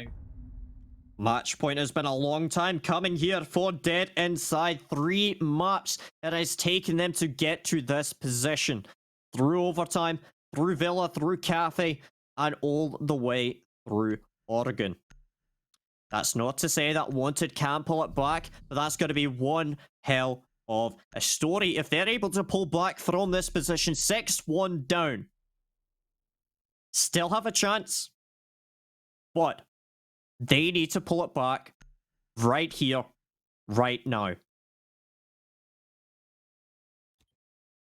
And the last stand for Dead Inside is their hopes going to come in kids' dorms. They want to finish this now. They don't want Team Wanted having any opportunity to get themselves back into it, to start chaining rounds together, to start the fight back, to start believing, because that is what will happen if they can get themselves a couple of rounds now. But there is no more mistakes available for Team Wanted. If you look up at the top of your screen, you can see the 2 orange bars, one either side of that lovely CCS logo in the middle of your screen there, just signifying that one map each has been won by both of these teams. And given that we are in a best of 3, the winner here on Oregon will take all of the spoils and will move forward to that winners bracket final. That is what they are fighting for at the minute here in CCS Season 5. And Dead Inside, they've laid a strong claim in that direction at the minute. The flag is staked in the ground almost. They are ready to claim their territory here on Oregon and to put this one over the line. Now, Team Wanted have been less than competitive here. They really haven't ever made much of an impact into many of the rounds apart from the one that they won. Dead Inside, they've been able to really command things, and Mission, you can see the confidence is brewing. He's looking to get aggressive now. He just peeks up and takes the fight with Azox, who just drops himself down on the rappel for the time being. But the problem is, it gives Amision the power there to be able to move up and challenge by not holding your ADS. Like, we'll find the opener though, onto Nico. Yeah, I mean, entry kill of the round going in the favor of Team Wanted right now. Taking down Nico, the entry for their team, the roamer that you might be expecting to play there on that Jaeger, no longer going to be of any effect. Looking over towards a mission here, it looks like he's trying to rotate out and away, as Linku will be killed off inside of that master bedroom by SkyT. That's going to kind of even up the scoreline here at 4-4. We're seeing Azox now going to be opening up this wall just to make sure that as soon as that wall falls apart, that soft wall will be entirely gone. But a mission with the double kill, a triple kill to make that one happen for his team. He does not care. They are finishing up this map and this match right here, right now. Amision going huge on the flank there, just getting a fantastic backstab on the rear stage stairs. And the problem for me there, Fraser, is where did Amision start that round? He started it on rear stage stairs. He challenged them on the windows. He challenged them on the rappel. He never left them alone. And they did not do a good enough job of ensuring exactly where that Mozzie had